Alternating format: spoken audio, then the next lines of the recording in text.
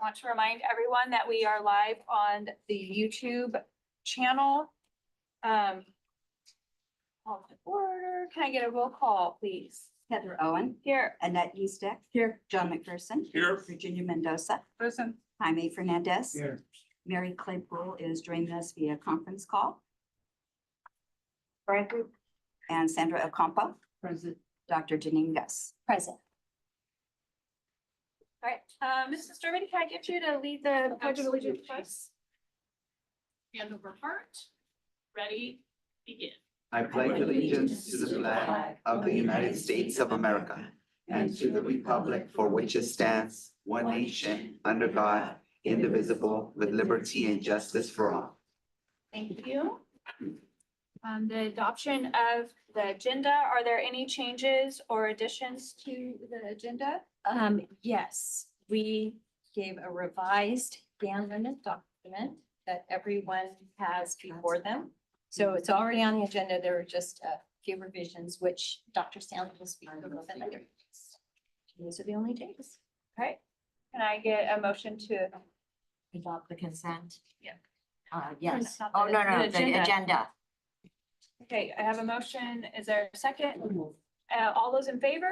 Aye. Aye. Oh, roll call. Oh, roll Yeah, call. Thank you. Roll call vote, please. Heather Owen. Aye. Annette Eastick. Yes. John McPherson. Aye. Virginia Mendoza. Aye. Jaime Fernandez. Aye. Mary Claypool. Aye. Sandra Ocampo. Aye. All right, the motion passes. Thank you. Communications, do we have any correspondence?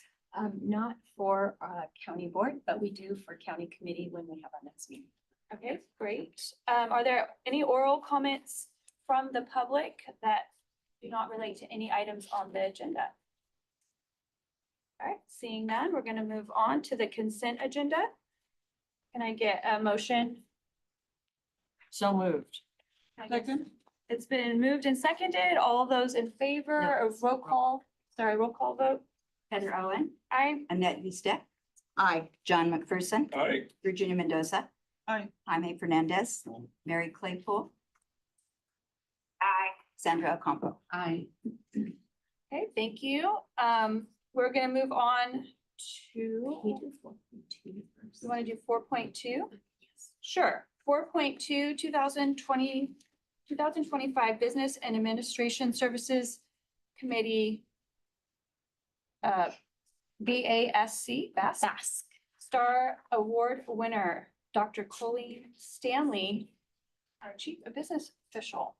Yes, and so for staff recognition today, we want to do a huge shout out for Dr. Stanley, who is very, very humble. And so she's giving me the look like, Janine, why are you doing this to me? But And the worst part is, I obviously didn't read the agenda because I'm like, what am I supposed to do here? we are so very proud of Dr. Stanley.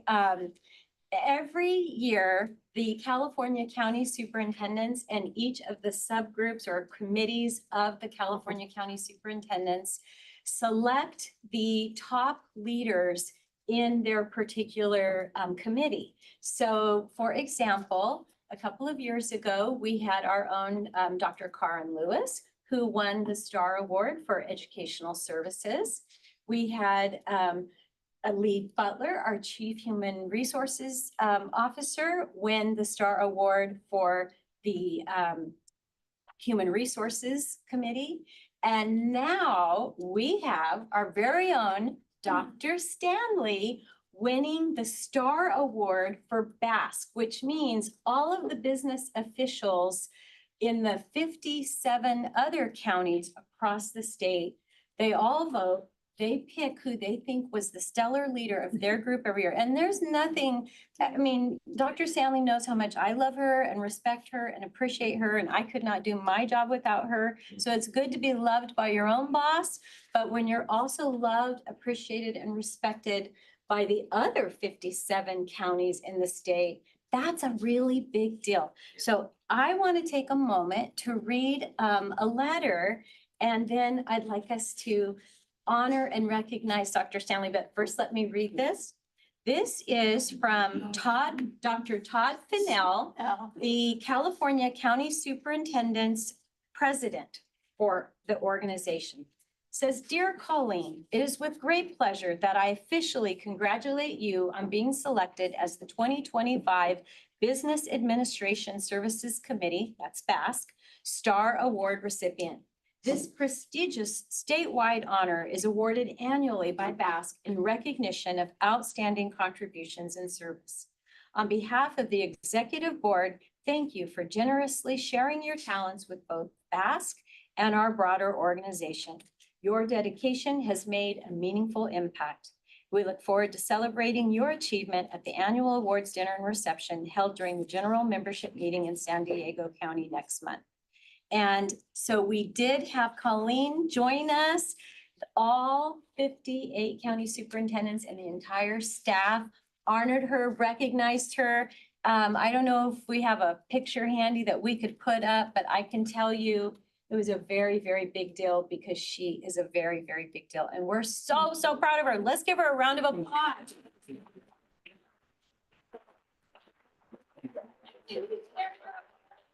Oh, yes, I could pass it around if you want.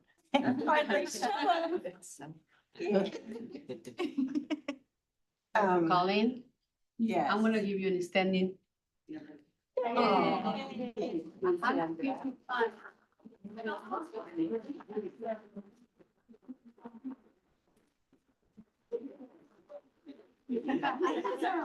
So what I would say about this is what we all say, right?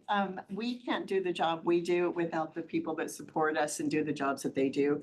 And that's exactly what this is all about.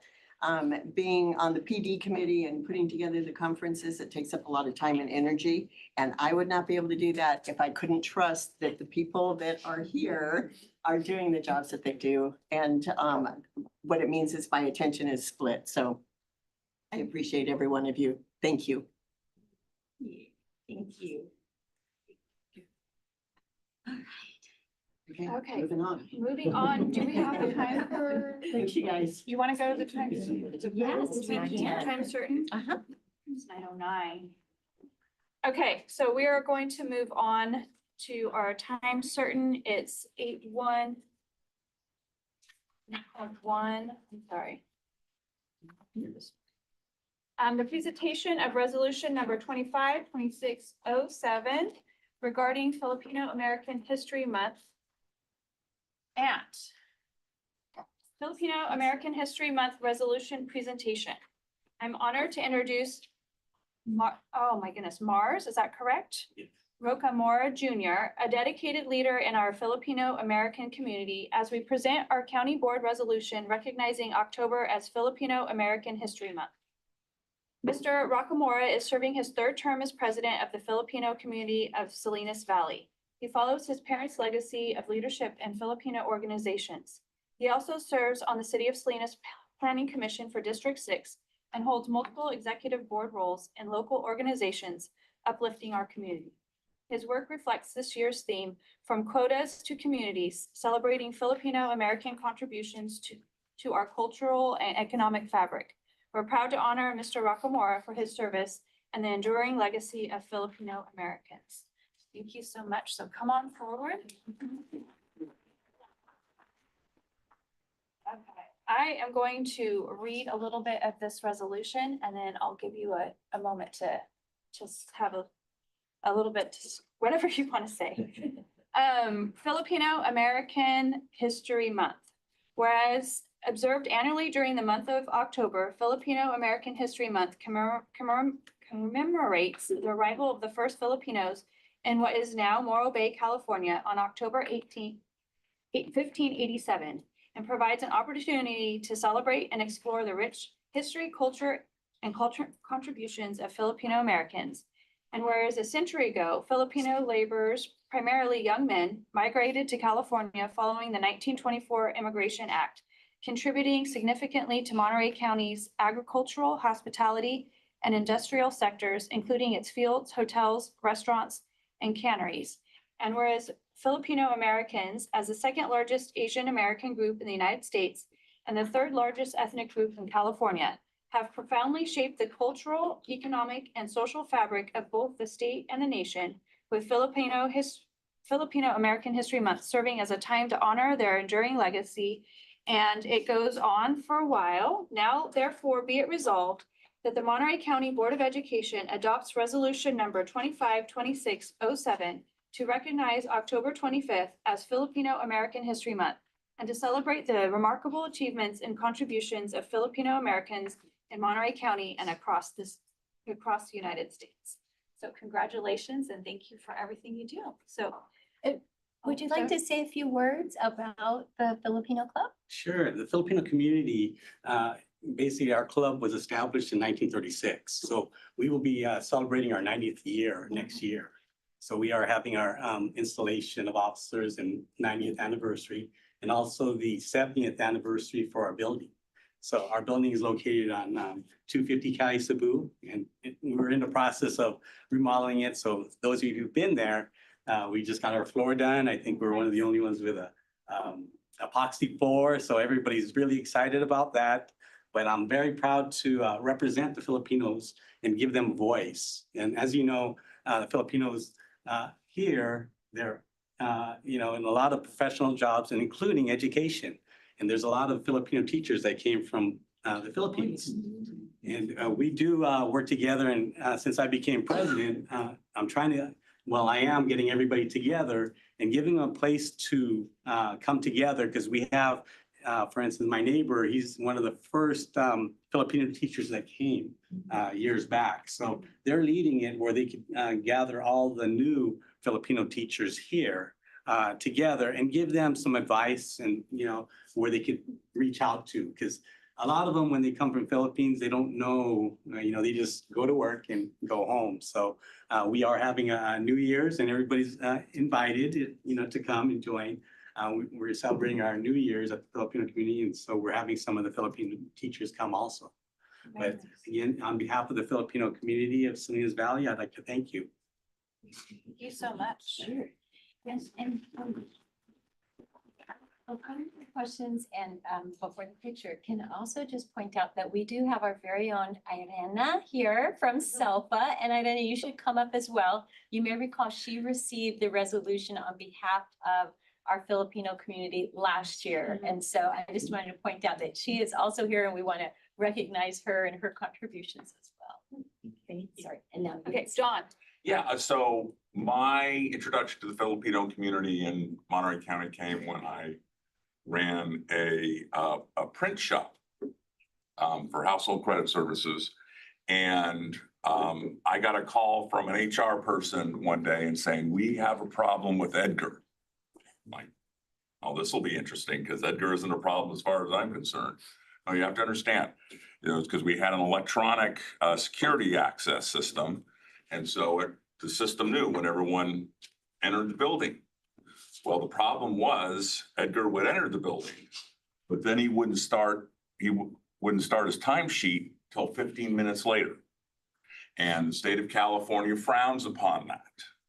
And so I had to have the conversation with Edgar. It's like, Edgar, you need to put down on your timesheet when you enter the building. Oh, no, I'm not ready to work yet. I've got to do this. I've got to do this. And when I am ready to turn the machine on, that's when I put down timesheet. And it's like, Edgar, you're not understanding me. And we had about a half-hour conversation where finally kind of got to that point in time. But the point of the story is, my experience with the Filipino community here is hardworking, but always with a smile on their face. So could rule the world with the workforce of Filipinos. All right, Sandra. I'd like to share also something related to how did I become introduced with the Filipino Teachers Association from Manila. Okay, I used to sit on the board previously with the high school district, and we always complain about there's teachers and teachers and no teachers. But thanks to my husband who sits on the board for the elementary district, he has shared with me the connection of bringing Filipino teachers to the United States to work at a high school. And so I brought that information to my superintendent and I said, you're complaining too much about the lack of teachers here. This is the link. And he took the link and he made the contact. And we end up, the first year we brought about 7 and then 10. And so far they're still coming.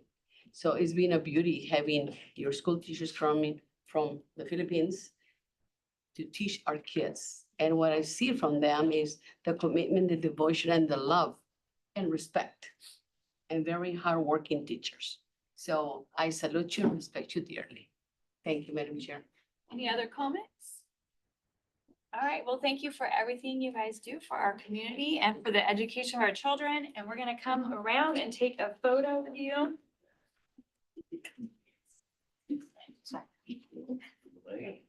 Line up right there. While everybody's walking up, I want to brag a little bit more about Irene as well. Relay for Life this year, we had a rocking team. It was huge. We exceeded our goal and Irene led the whole effort. So, and yeah, anyway, we're so proud of her. Virginia. Oh, Virginia. Yes. Are we gonna fit? Well, I've got you all. Okay, All right. ready? 1, 2, 3. Okay, thank you. Congratulations. Thank you. Thank you. Congratulations. Thank you so so much much. for everything. And Thank thank you you. for all Thank the you. support you give to our Filipino teachers that are coming to work in our SPED programs. Just acknowledge them, acknowledging them and supporting them in the way you do really supports our office. So I appreciate you. Thank you. Congratulations. Always a pleasure. Thank you. Thank you. Thank you so much. Congratulations. You. You're good. You're the best. Yeah. Best. Right. Okay, we're moving on to item 8.2, the presentation of resolution number 252610, recognizing California School Bus Safety Awareness Month. It's page 53 in your agenda. School Bus Safety Awareness Month resolution. It's my pleasure to recognize our Monterey County Office of Education Transportation Department in honor of California School Bus Safety Awareness Month. With us today, our Senior Director, Darren Fort. Carmel Placencia, Michael Bledsaw, Elizabeth Rope, and Marissa Seha. Resolution on behalf of the Transportation Department. This resolution highlights the vital role our school bus drivers play in ensuring the safety and well-being of students every day. With professionalism, skill, and compassion, our MCOE team transport our most vulnerable children in the county. This resolution also recognizes the extensive training our drivers undergo and their commitment to fostering positive behavior and safe habits. On behalf of the county board, we thank our transportation professionals for their dedication, care, and service to the students and families of Monterey County. So congratulations. I'm going to read a little bit from this, just a little bit. Just a little bit. Resolution number 252610, recognizing California School Bus Safety Awareness Month.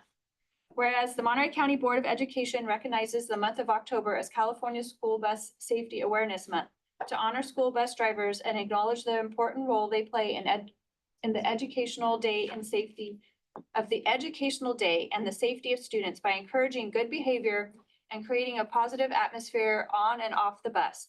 And whereas with courtesy, professionalism, skill, and preparedness, Monterey County school bus drivers transport thousands of students to and from school and constantly stay alert, especially in traffic and bad weather, drive defensively, and awareness of inattentive drivers, and exercise particular caution when children are getting on and off the bus. And whereas whereas transportation professionals take great pride in their jobs and in supporting their organizations, and the Monterey County Board of Education commends the numerous ways the school bus drivers are an essential part of the school communities by being trusted and familiar faces in the lives of students and parents. And it goes on, now therefore be it resolved that the Monterey County Board of Education does hereby adopt resolution number 252610 to recognize the month of October as California School Bus Safety Awareness Month, and to recognize all of our school bus drivers for their excellent service to students, parents, and school personnel of Monterey County. So congratulations, thank you. Few words. I can say a few words. I think we all get caught up, and I say this all the time, and I know it never gets old when you say this, but the bus driver is the first person the student always sees every morning. And it can't be skipped over that how important it is when you see the bus driver, and all these people are always smiling every time I come around. I don't know if it's the title that they smile when they see me and stuff, or what, but they're always smiling when they're around, when they greet the kids and stuff. So the first person the student sees is the bus driver, and the last person they see before they're picked up by their parents is the bus driver. And it plays an important role. And as you alluded to in the resolution, the safety, driving the correct speed limit, just everything that they do is just amazing. It can't be said enough of what a wonderful group we have here at Monterey County Office of Education. Yeah, thank you. Nat? I just wanted to say that I have been lucky enough to be on the bus with the Inside Education Tour. So that, first of all, is a very fun event to go in a big bus that's driven by one of you drivers that, always does an excellent job.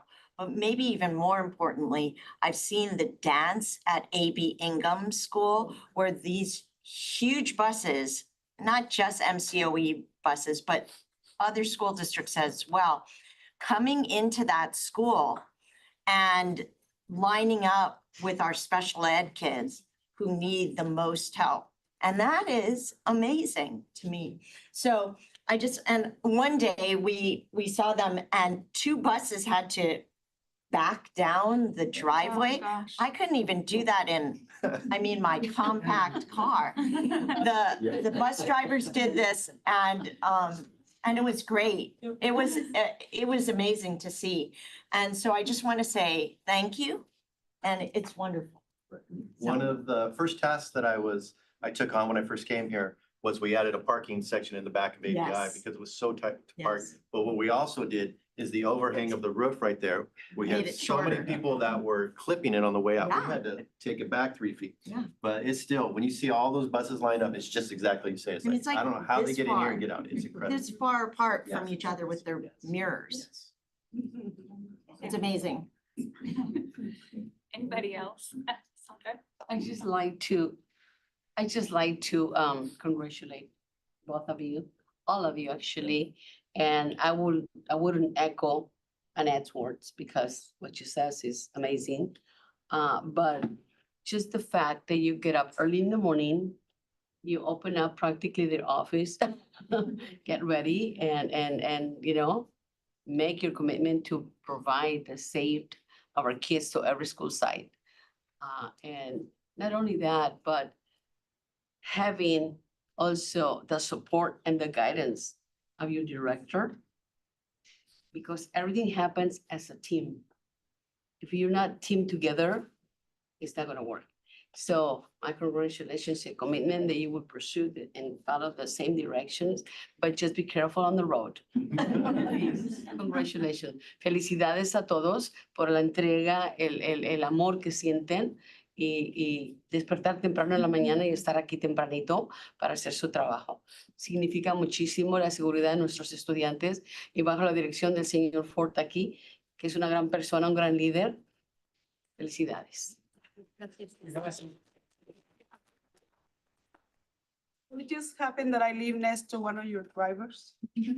So I'm a lay person and I always play music. So when it comes to getting dark, I lower my volume so she can go to sleep early. Sorry, I hope I don't keep you awake. And every morning I can hear her getting up like it's already 10, 11, early in the morning getting out for work.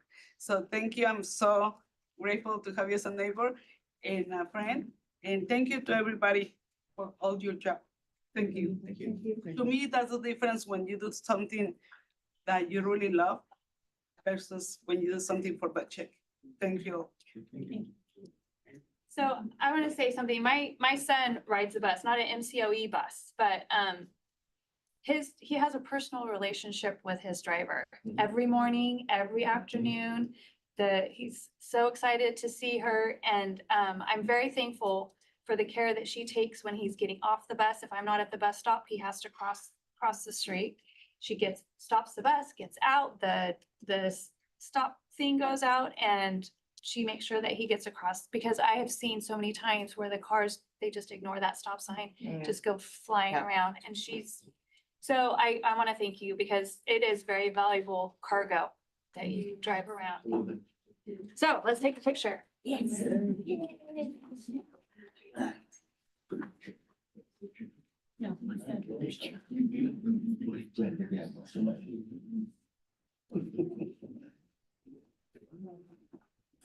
Come on, all the drivers and Darren right here in the center. It's a transfer. There's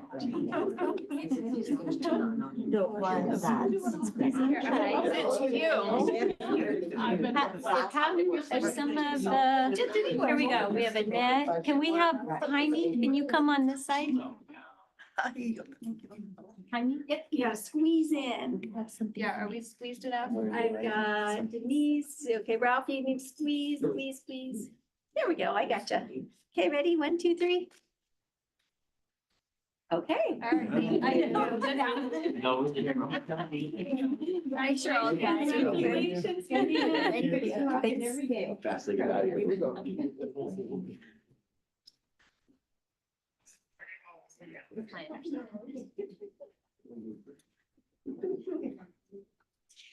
Okay. Okay, That's the next. right here, 4.1. Okay, we're gonna move back to 4.1, Dream Big Monterey, Science of Reading Academy 2025 presentation. And I'll tee this one up. If I could have our Ed Services team members come up to the front. I just have the greatest news to share with our board today, and that is that we will be receiving a CSBA Golden Bell Award in December when we go to AEC. That award is for the Dream Big Academy. And I just have to say that this program, I'm going to call it it's not really a program, it's a training. This came to be, you're going to have to remind me, was it 2 years ago now? How many years? Pre-pandemic. Pre-pandemic started, but it kind of started like this. This amazing team that you see in front of you here came up with the idea that if we're going to improve literacy scores in Monterey County, we have to make sure that teachers have the appropriate training of how to teach students how to read. And for anyone who's a teacher, which is a lot of these folks in front of you here, all of us, when we went through our teacher preparation courses all those years ago, unfortunately, the way we kind of were prepared was with a lot of theory, not actually learning how you teach students to read. We didn't learn the research behind how students learn how to read. We did not learn the methodology of here's how you teach regardless of the materials that you have to use in the classroom. It was much more at a theoretical level. So then when you enter the classroom, you're subject to whatever PD that your district can give you or the textbook materials, like how you're supposed to teach kids to read. And California as a state over I don't even know how many years now, has really, they shifted away from a phonics-based approach to whole language, and everybody in the classroom gets a basal reader and you're all gonna just know magically how to read that basal reader, even if you don't have the reading skills yet, which you can see that approach has not really worked for California. That's why we have so many young people who are not reading at grade level. So in order to change that, and especially here in our county, this amazing team got the great idea of putting together a professional development series for teachers that would teach the research-based approach and methodology for reading instruction so that our teachers would be equipped with the training that they need to be successful with their students in their classrooms so that the students can be successful readers. So that happened. Dr. Lewis came to me and she said, you know, we have this big idea, this is what we want to do. But you know, to get teachers to come out on Saturdays or Sundays or nights or whenever we're going to do our trainings, we're going to have to pay teachers stipends because we have to be respectful of their time away from their families. And by the way, if we're going to do this right, we need a great big huge bag like this with, because you can't just train teachers and say, now go back and do it. You've got to give them the tools that they need to have in the classroom. So there's this humongous bag with all of these materials that the teachers get when they come to the training, and they go back so they can implement the very next day. And then this same team realized that you can't also just send teachers back without some support. So they have been providing coaching for the implementation. So teachers don't just get the training, they also get the support by, now we'll go out to your classrooms and we'll coach you and we will help you implement the things that you learned at the training. Well, anyway, this idea came forward and she said, Karen said, Deneen, but we need a little bit of money to like help us do this. Like, we'll give all of our time for free for this, but we need the money for the stipends and for the materials.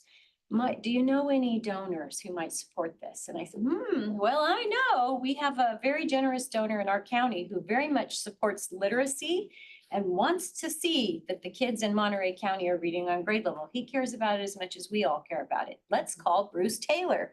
And so we did, and Karen and I sat down with him. She talked about, like, here's the plan. And then she said, didn't even make the ask. And I think it was like 80,000 or something like that.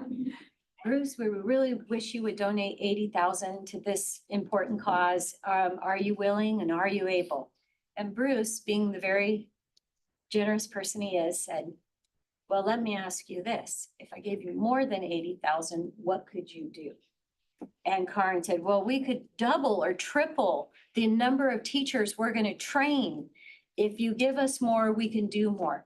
And they set a goal back then that they were going to train like 800,000 or something, or not 800,000, 800 teachers or something like that, which that's a lot of teachers to get to participate in training, and they have to voluntarily participate. It's not a required training.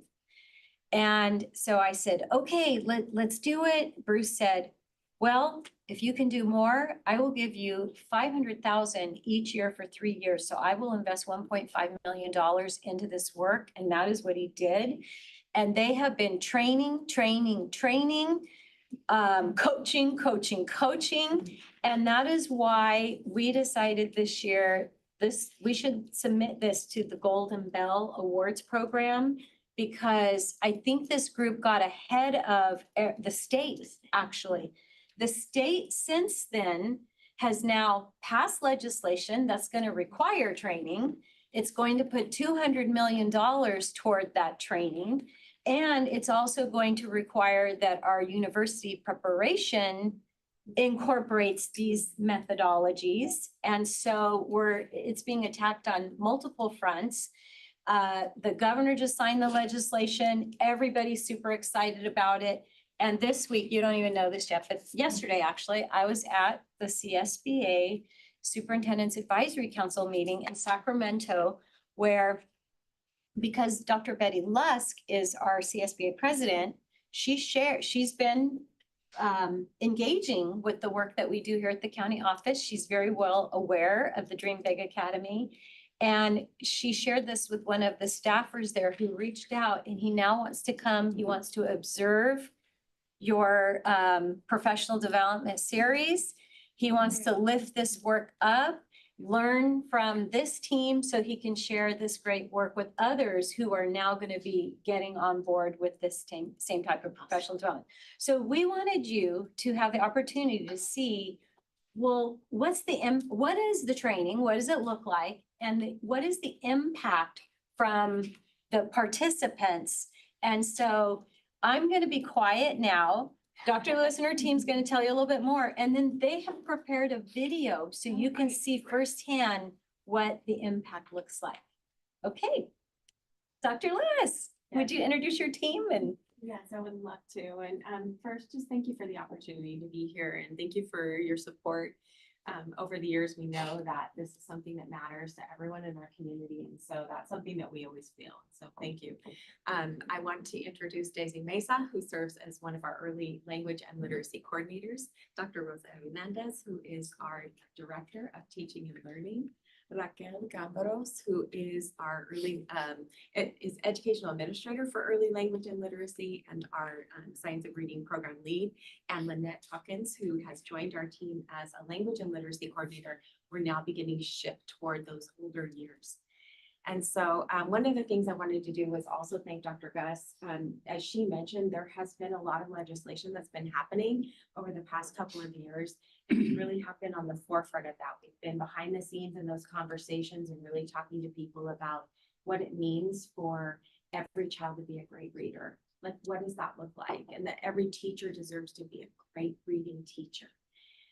Our team, I'm really proud of our team because from the very beginning, we chose to do a preventative model. So a lot of times it's easy to run toward that way of being able to say, like, how do we immediately, like, fix this score? But really looking at it systemically and saying that from the time a child enters their formal education training, how do we ensure that they begin to grow and gather the skills, and really have people focusing on the neuroscience behind reading and helping them make sure that we're closing those gaps. So our initial 2 years in this model was a TK2 model. And we have been growing and advancing and moving that towards shifting to some of our upper grades as well. And we're really excited about that. I'm gonna go ahead and let the video tell you the story of what's happening in the academy, and you'll be able to hear from some of our educators in the field what kinds of gains they're seeing in those early grades. Kinder and 1 especially across the county, we're seeing just some really phenomenal growth. And while Cindy's queuing it up, we also know that, as she just said, it's starting with the early grades. Those are not the CASP tested grades. So the fruits of their labor that you're going to see in the video are the formative assessments the districts use. It's going to take a couple more years before these kids who have gotten this reading instruction get to the CASP tested grade levels. And that's when we think you're going to see it in our county-wide reading scores. And hopefully that applies to their formal education Yes. training all the way through their education career. And that's the goal.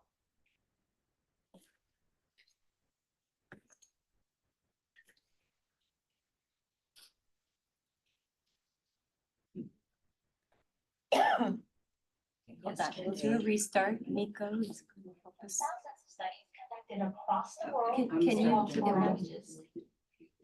There we go. The Dream Big Monterey Science of Reading Academy is focused on a vast, interdisciplinary body of reading research derived from thousands of studies conducted across the world in multiple languages to inform how proficient reading develops and how we can most effectively teach reading for all, including our multilingual learners.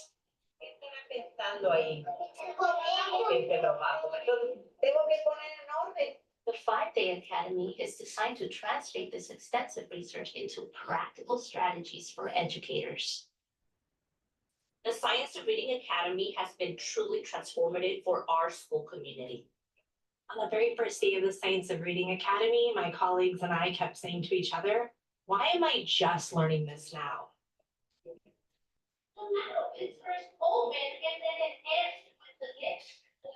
One teacher told me, I finally feel like I know what to effectively do to help students that are struggling. That moment of realization was powerful, and it was encouraging too, because when we know better, we do better. You walk into a classroom and see students blending words with multisensory routines, or teachers explicitly teaching word meanings and weaving phonological awareness activities.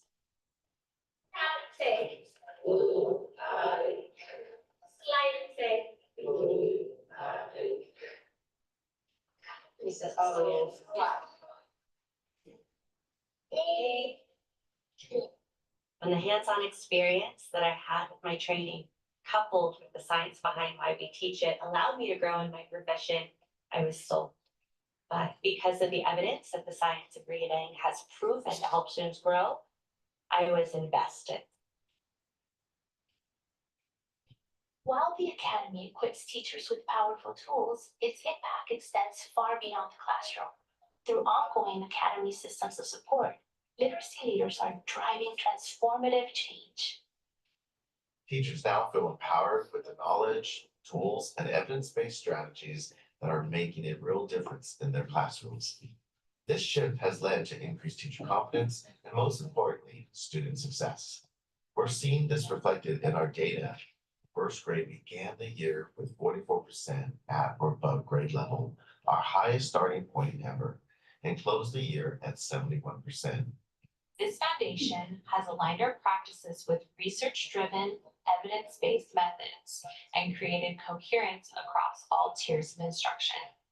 So we were able to train our entire staff. The teacher possesses this knowledge of how to teach reading. We can see the growth as the years progress and the child is moving on from year to year and have a solid reading background. Thanks to evidence-based instruction, our students are thriving. When we teach reading the way research tells us to, students don't just learn to read, they soar. This leadership is shaping a movement for literacy that ensures long-term student success. One particular student I can think of is one of my students whose their fluency went from 25 words a minute to 75 words a minute in just one trimester.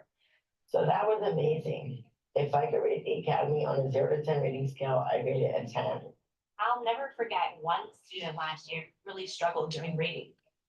After we introduced new decoding routines and targeted small group instruction, she started raising her hand, excited to sound out words.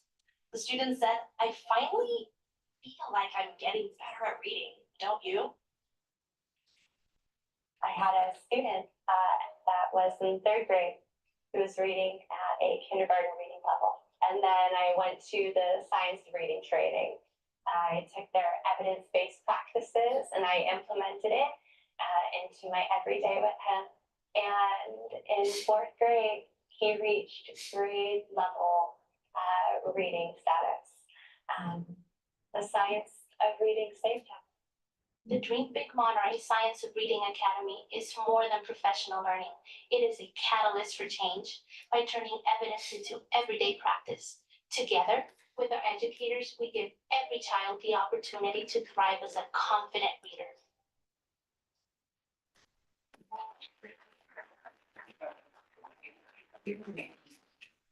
And I can add a couple of words of gratitude, of course, to our team who leads this work every day just fearlessly. We have people who are not here with us. This is our core language and literacy team, but we have a lot of people who touch this work and who are part of this. I want to say thank you to Dr. Stanley and to her business team.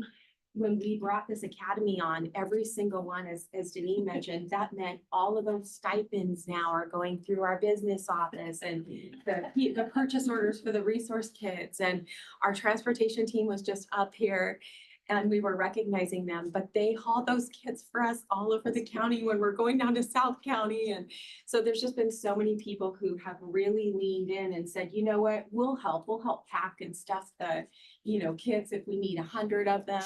So we really have had sort of a little coalition that's been with us this whole time.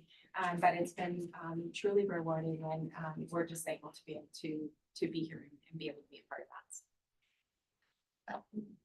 Not to make it the presentation longer or anything, but could you, because I know you've got a lot on the agenda, but the literacy toolkits that you're giving out to the parents, can you just share a little bit about that as well? Yes. Oh my goodness. Okay. So we are right on the heels of this, and this is something that, we just really deeply believe, again, in this idea of preventative systems and what's happening. And we know that families are our students' first teachers, right? And that the community is there and want to be able to support what's happening with our students at an early age. So we're starting to branch off into looking at how do we better support families and communities. And then next on the horizon is aligning our after-school program with our core day instruction. And so we're really looking at this systemically as we're approaching this. We've designed family literacy kits. We don't have our early care and education team here today, but they also have been instrumental in working with Raquel and going back and forth and just creating the content. So for our littlest ones that are coming into the system in TK, right, really from preschool into TK, what would the parents or families need if they wanted to be able to work with them at home or wherever they are? They're out at the soccer game because an older sibling is playing. We designed a bag, it's a kit, and there are little pouches inside of each one. And you pull out the pouch and it goes through 5 critical areas of reading instruction, but there are games and activities and little books inside, but in a little way to teach the parents how to do that. We're just about to launch this and we're going to have a family literacy night. We want to welcome you to that. And so of course we'll send out, information related to that, where we're going to have a panel. We'll have some families and parents who will be here with us. We'll be talking about what this might look like in their communities. And then we also have a couple of folks who will be here to talk about the importance of that work and why that matters so much. But that's our next launch, our next leg of this journey. And we're super excited. And anything else that any of our team members would like? I just always want to bring back your attention to the last teacher who spoke in the video who said this saved him. Ultimately, this is saving our students in many different ways. Yeah, so way back when, in 2011, when I decided to run for this seat, I had a sit down with Dr. Gus's predecessor, Dr. Katowski, and she asked me, well, why do you want to be on the County Board of Education? It's a good question. But one of the things that I had learned and understood was that kids need to be reading at or close to grade level by the 3rd grade. And if they aren't, it's all very steep uphill from there. And here we are. Now you add all the factors in, including the pandemic, and we all know what the scores are. And so what are you going to do about it? And this is what we're doing about it. And I also go back to, I used to work for a guy who told me on a couple occasions, I don't know what all those people in that building, meaning this building, do. Well, this is what we do. And it's very gratifying. So then you're doing what needs to be done. Any other comments, Sandra? Thank you, Madam Chair. I just like to congratulate all of you for, working together and think it through, which is the best way to address the needs of excelling in math, English, reading in general. And John just said it, 2011. What are you running for? What difference are you going to make on the board? What are you bringing to the platform? And I think it takes years to really develop to get us where we are right now. And this is a beauty. This is magical, actually. Addressing to the school teachers, the necessity is very deeply. I met a lady who became a new teacher 2 years ago, working Freeman Elementary. She was struggling for supporting guidance. And then another one in another school district. I'm not in those districts, but I live in those districts. And I said, go to these people for help. And so when I see these results of you effort putting together, coaching, helping, it's amazing. And I just wish you the best, okay? Don't let the stress build on you. Try to block it away. This is magical and it takes a village to raise the kid. So you're the village and we're your kids. So thank you so much for your presentation today and good luck. I love the program. Academy, way to go. Anybody else? All right, thank you Just so much. close and share 883 educators. Wow. 883 paraeducators, teachers, administrators, instructional coaches have been through the academy. Almost 100 schools that we've touched so far, and about 20 of our LEAs have been active. So Congratulations. exciting.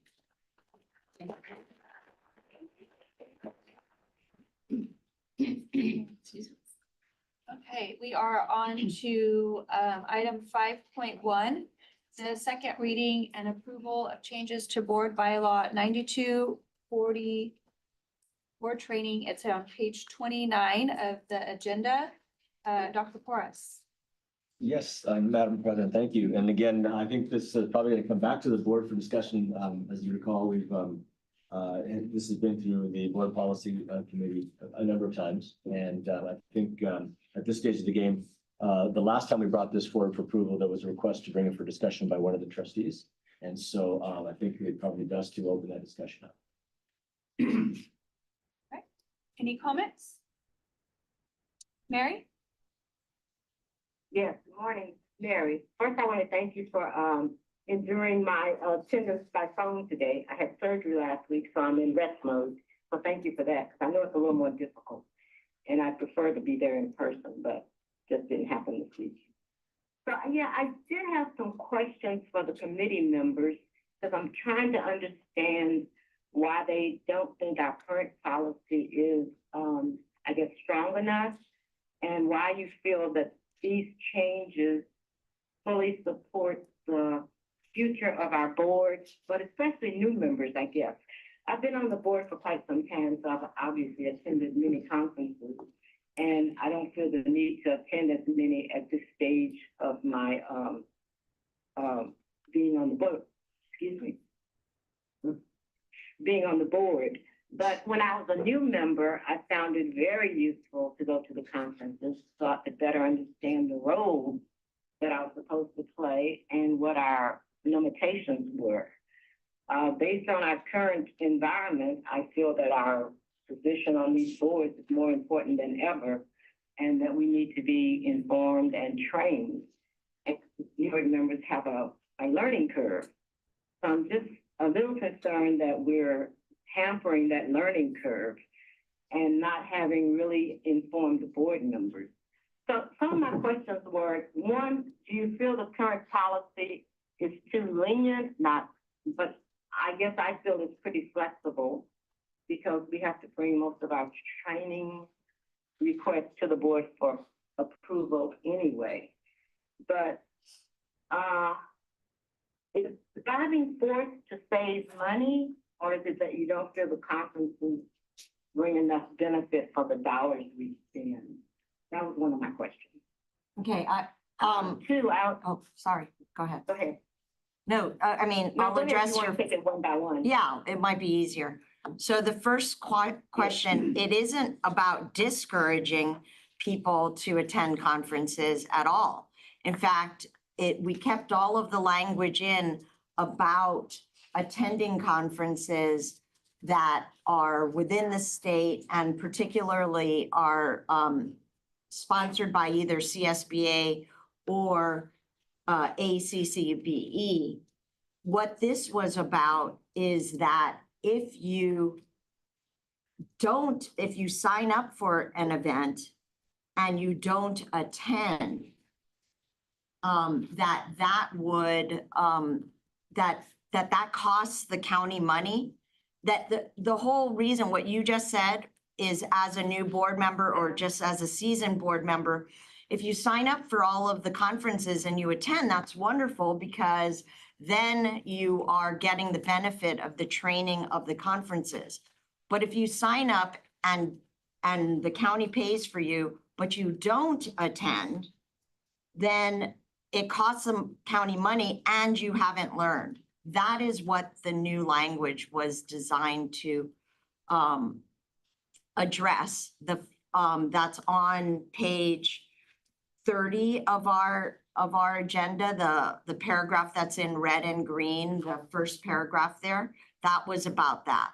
Right. So it wasn't about not wanting people to attend. It's just, if you don't attend, then you're costing the county money. Now, if there is an emergency and you can't attend and you can't cancel in time, then you can bring it to the county board. We just made that language more explicit about that. And we also just thought it was important for all of us to be aware that if you sign up for something, that you should attend. And if you have an emergency, to come to us, and that, that's fine. So in fact, we're not discouraging at all. We just want to make sure that the county is not paying for trainings that people do not attend. Well, I can't argue with that because I fully support that. Okay. But I did have a couple of questions about that paragraph as well, with some other questions. Well, can you hold on one, Mary, Jaime, who was also on the committee, wanted to add something? I just want to add that it's not to discourage, but to encourage you to show up to classes. Right. You sign up for it, the county pays for it, then I'll make every effort to show up. Right. Because as it stands, it's easy to say, I changed my mind, I don't want to be there. Right? Now it's paid for and it's going to encourage you to show up to these trainings. No one's trying to discourage anyone from not only signing up, but actually attending them. Right. Okay, so go ahead, Mary, Well, sorry. like I said, I can't argue. I'm not arguing with that part because I think it's realistic and we should have some criteria. If you sign up and you don't attend, there should be some criteria. And my question was, it says, it would be based on extenuating circumstances, that prohibit them from doing it in attendance. But it doesn't define what the extenuating circumstances are, or it doesn't say who approves those circumstances. Is it the full board, or is it the president? Is it the superintendent? It's Who the full approves board. Even. So we come back to the full board. Yeah.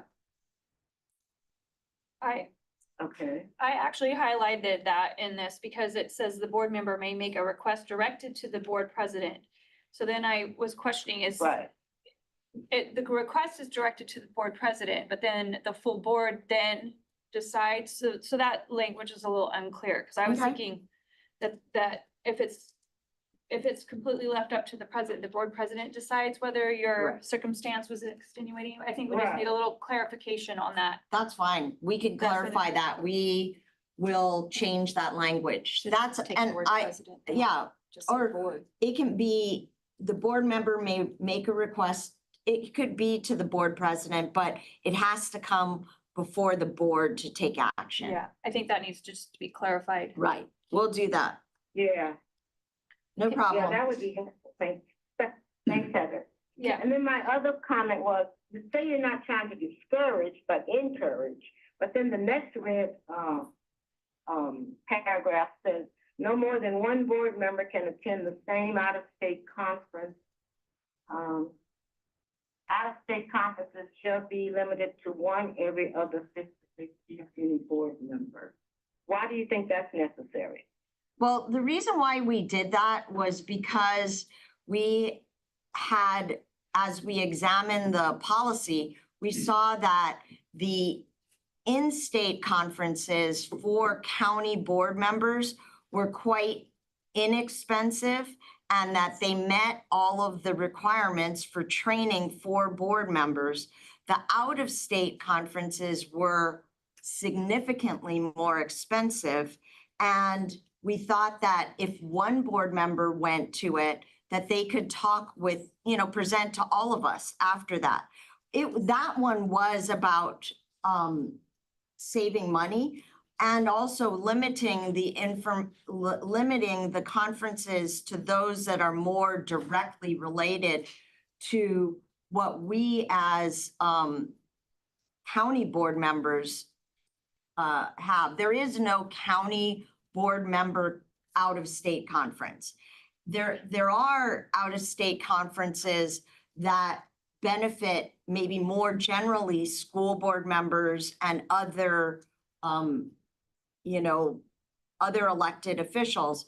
But we felt like that, by limiting this, this kept us to a more reasonable amount. Now, if we think that that's unreasonable, I'd be open for discussion about whether we think that that's appropriate as a board, that out-of-state conferences focus on non-county of California County board members' information. That was what that was about, Mary?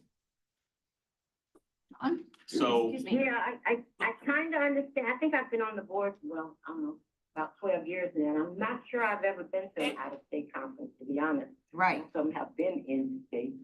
But I thought we already had to come to the full board to do an out-of-conference, anyway. You Correct? do? Is that Yes, correct? correct. Correct. So what does this get us that our current policy doesn't get? It just, it gives more guidelines on who attends and how often you go to an out of state, which might be helpful in some ways, but not necessarily additive to the directly related county trainings that we get, county board trainings. Sorry, John? Yeah, I guess I just lean more towards giving the board flex versus so much strictness and limitation. That was my only concern there. Okay. yeah. I walked in this room today ready to vote for approving anything because my biggest issue with all of this is we started this in March and it's now October and we should be able to get a policy passed that we can then implement and we can make changes on if necessary. That being said, we say in here that you're authorized to attend CSBA conferences. Well, there's one CSBA conference, which is out of state, and that's the thing in Washington DC. Is that covered under, you can attend CSBA conferences, or is that under the out of state guidelines? So that is something that we probably need to clarify because I guarantee you, CSBA will be pounding on every single one of the board members here every year to go attend the Washington DC conference. It's a big deal for them. Right, So we should, we should probably make that more definitive. Distinction. Well, and do we want to talk about that? We were not talking about CSBA conferences, I don't think, when we met. But we should probably clarify that because that is out of state. So we're talking And about.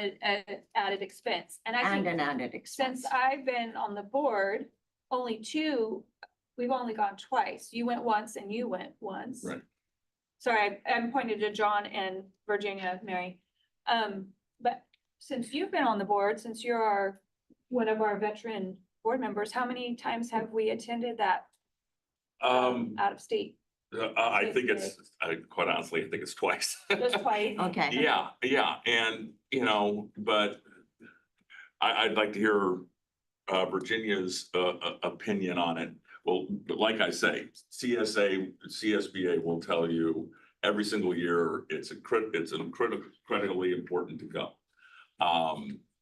To establish relationships, blah, blah, blah.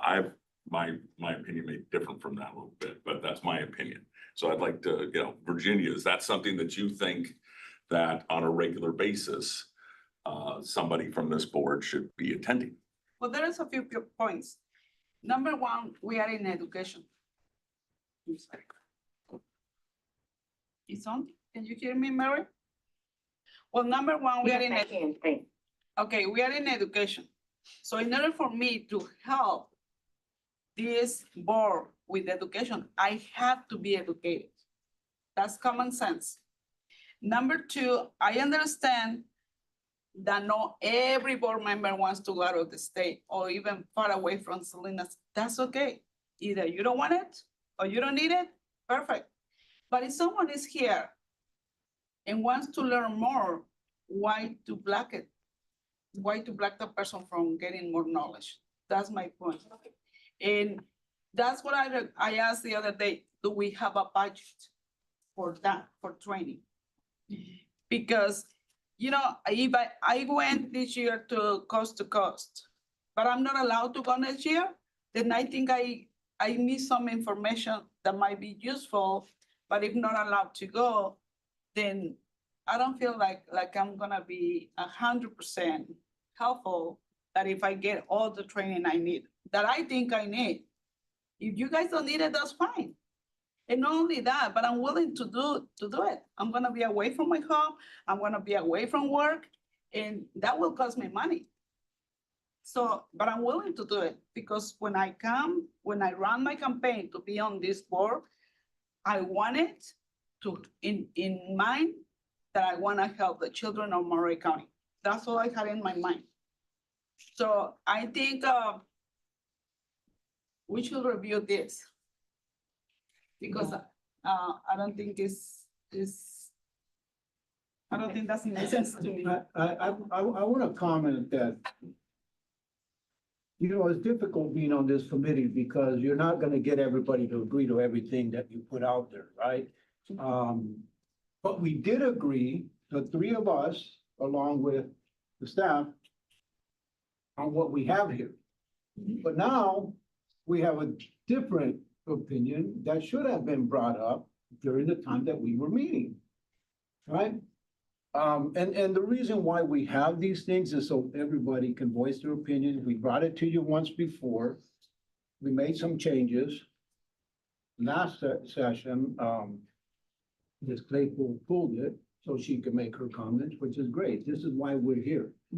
We're not gonna get it right. We're gonna do our best. I think the whole point of it was we have a budget for training. We exceed that budget. More importantly, when we sign up for things and don't show up. That's all of us, right? Because now you can't go to those trainings because we don't have the money. The whole purpose of this was, let's stay within the budget, let's do the things we can, let's find the things that everybody thinks are important, put in for emerging. Maybe we start in January, say, here's all the things I want to go to. And then we can all see and we'll figure out who's going to be able to go where, right? But all of these things are things that should have been brought up when we were meeting or at the first session that we had. Now we got a whole lot. Now, truth is, we're back to square one. Let's go back and look at this again, because that's where we're at now. Well, and I do have a follow-on question to John's or. Hold on, Sandra had her Oh, hand up. Sandra, okay, sorry. I know you guys love to talk, but I would like to also share my personal opinion with you. And John, you mentioned we started this in April of last year. March of last year, and you would like to get it approved today. I think there's some issues on the board that were not discussed at all, and they're being brought up today. And Mary Claypool has his own concerns and questions. I read this through Paulisa, and I just keep it low key, because we never, as the board here, we never discuss exactly item by item. And this is an issue that it had should have been brought to us. For example, what Virginia mentioned a while ago. Okay, no, actually, John, is this is this edited to outside travel for CCBS or CBB? Is not well addressed here at all, this board policy. And so that's a limitation for everyone who wants to travel out of state, okay? Second of all, I do get a sense that I'm getting that we are call ourselves as elected officials, that we are spending the money incorrectly because we sign up for one thing and we don't show up. How can you read Mother Nature? In this board policy, they're asking us trustees that if we're not gonna attend the conferences, we need to give 2 weeks of advice before, okay? Within those 2 weeks, what happened if something happened within 1 week and we give you the notification in 1 week? We don't have the space of 2 weeks. Are we still gonna hold ourselves accountable and pay that amount of money because we're not able to? We have a family emergency on the last minute. And then if we bring this issue back to the board, it's up to the board to approve it or deny it. So that put me in a 50-50 position that if you guys don't approve it, I'm gonna pay for that myself. So to me, it does not make a clear picture. Also, limiting trustees for personal growth in education development. When? Why? I've been a trustee for almost 21 years. And these board policies, like I said, I've been keeping a low key on this, not to express my concerns, because I wanted to hear each and every one of you. Why is it necessary to adopt it? Why are we making these changes? And I can hear it now pretty clear that the reason primarily is spending the money from MCOE, saving the money, holding ourselves accountable. And to me, why should I adopt a resolution who's treating me unrespectful, unaccountable, and unprofessional? When you're an elected official, and if you sign for something, it's because you want to make that happen, you want to go and learn, like Virginia has made it. Washington DC, I have never attended that one, because honestly, I do feel the lack of support when I applied for an out-of-state travel. The only year that you supported me was in a Leo conference. And there was with, and I still have it in my mind, the benefit of the doubt. So what confidence do we have as a trustees working together as a team? So when I read this board policy, is limiting ourselves to grow into a personal educational level. Everything costs money. We just don't go for fun. You know, you stop working. I start taking care of my baby boy to attend these meetings because the interest is to grow. And you mentioned, Annette, you go in, you bring in, but sending only one elected official to a conference out of state, I don't think is fair. Because she can only pick up something, he can only pick up something. And it's like limiting ourselves because the lack of the money that MCU is spending in our personal growth is, for me, is unacceptable. And I understand, John, that you want to get it approved, but I think we should have like a special board meeting when we can all discuss this DVP 9240 and come into consensus to adopt it and move on.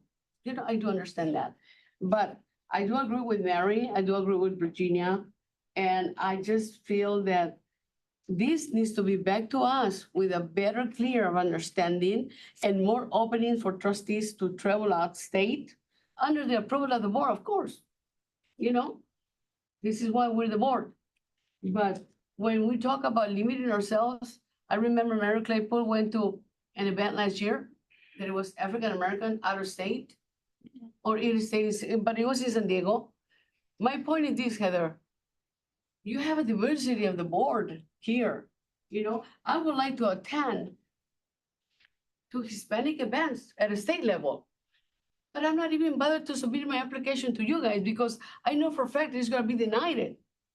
Because we only approved CSBA, CCBE, and that's a limitation for personal growth in different culture, in different understanding and programs. So now that I expressed my concerns about this, I'm not ready to accept it. So if you guys work it out, and I'm sorry, the committee and the staff are working very closely to get it adopted by the board, but I don't think this is a fair treaty for me, personal for me. So with that in mind, next. John? Well, Heather, I had two quick questions. Oh, sure, go ahead. go ahead, Mary.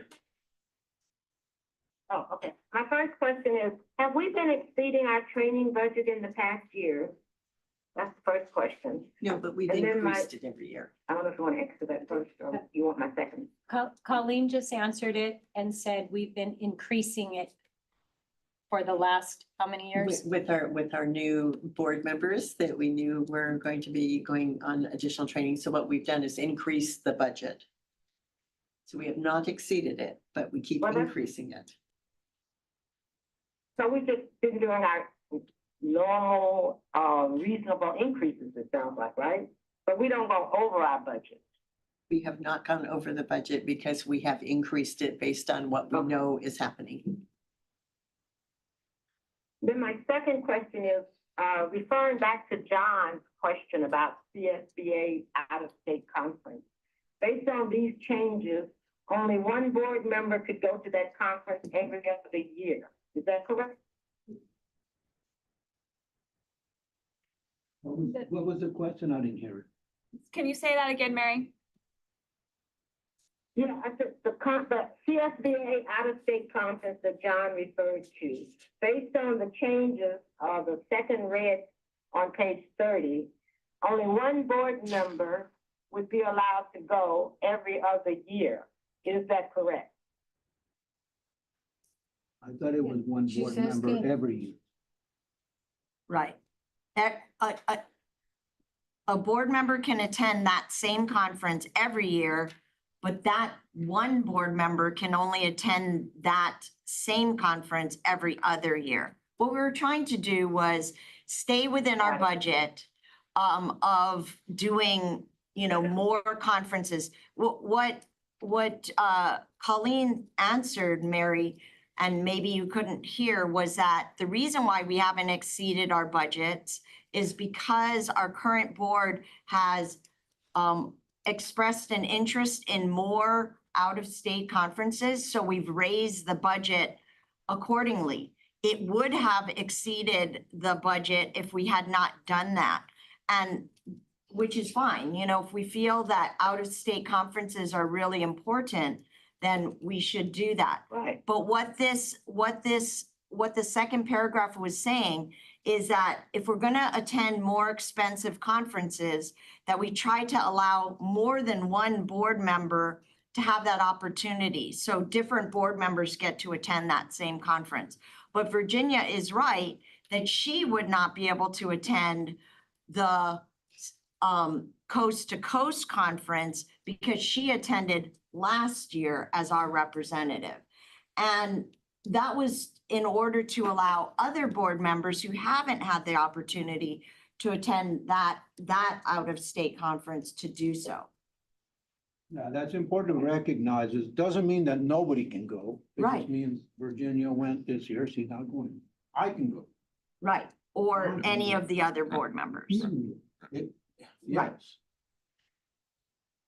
Okay, John first, then Virginia. Yeah, so, and again, kudos to the committee. This is like the thankless job. Along with trying to figure out coast to coast, I think it's perfectly appropriate that within the state of California, we broaden it just to not be CSBA or ACCBE, the Latino school boards, African-American school boards, small schools. The small schools has their own conference that, that the counties are kind of getting involved in. So you maybe just want to education related in California. But the two components that are here, which I totally agree upon, because this isn't MCOE's money, it's the taxpayers' money. And we need to be accountable, just like the expectation is we show up to these meetings every single time. Mary, understand your situation. We show up to these meetings every single time. That was part of the job to get elected. If you sign up for a training and you do not withdraw in time for us to get the money back, which is whether it's hotel, air travel, or the conference itself, you need to show up for that. If something really bad happens, then, yeah, that's understandable. Those things happen. But it's not, to me, a matter of not trusting board members. It's, to me, putting down in a policy that is protecting the interests of the taxpayers. And same thing with out-of-state conferences. I would say right now, pick any out-of-state conference that any of us want to go to right now, that's $8,000 to $10,000. That's a lot of money. And so I think it's reasonable for us to look at how do we make sure that the taxpayers are getting the value for their money if we go to an out-of-state conference, or if we want to go to an out-of-state conference. So again, this shouldn't be as hard as this is. And to Sandra's point, maybe we kind of this is what our retreat is next year, just to figure this one out since we're having trouble with it. But, I understand people's concerns, but I also understand and I support what the committee's trying to do, which is adequately account for and protect the taxpayers' dollars. So I will be quiet on the subject now. Okay, Virginia, and then I'm gonna have a comment on John after that. So Virginia, go ahead. Okay, I asked, I believe last week, if I can attend Coast to Coast next year. Because as last month I started, my agenda is getting full for next year, and I want to be sure that I reserve time if I go to any training related to MCOE, and I'm trying to give priority to those trainings. And since my agenda is getting full, so I wanted to ask on time. I was told no. So I don't know. I just feel like I get connected and disconnected. So that's my point of view. I asked also, what is the budget? And if the budget divides among the 7 members or more than 7, how much am I allowed to spend a year? Because if I'm allowed to spend $3,000, and I might decide to choose one training and that's it, but stay consistent with that one. Because I don't want to go to different trainings, and I might just get confused if I go every other year. So I would like to know, and I will ask again, I would like to know what is the budget for the board, and then I will get an idea what is the budget for me as a board member to spend. And just to answer that question, the budget for 25-26, we set it at 35,000, which was 7 board members, so 5,000 each, right? Wait, 5 times 8, yeah. Not necessarily, yeah, and that is something that I think we may want to consider, is do we do a per member? Yes, and we didn't assign that much per board member, but we kind of did a quick calculation and went, okay, 35,000 should probably cover it if, yes. Budgets, as you know, are meant to be adjusted. Because like I said before, maybe not everybody wants to go for the training, or like John, he has a lot of experience compared with me, and he might say, well, I don't have to go to that training. And the money doesn't have to be expended. So it's not like you will be spending the money in every board member. Can I make a comment really quickly too? Some of the county board policies, when the board policy committee researched this, you saw some board policies that say each board member gets X amount of money, and you can't, and it is assigned per person. That's other county boards? Other counties. Other county boards. But as Virginia just said, if you do that, then once you've spent yours, you're done. The reason this board in the past, doesn't mean you can't change that. You can do whatever you want to do. This is a new board.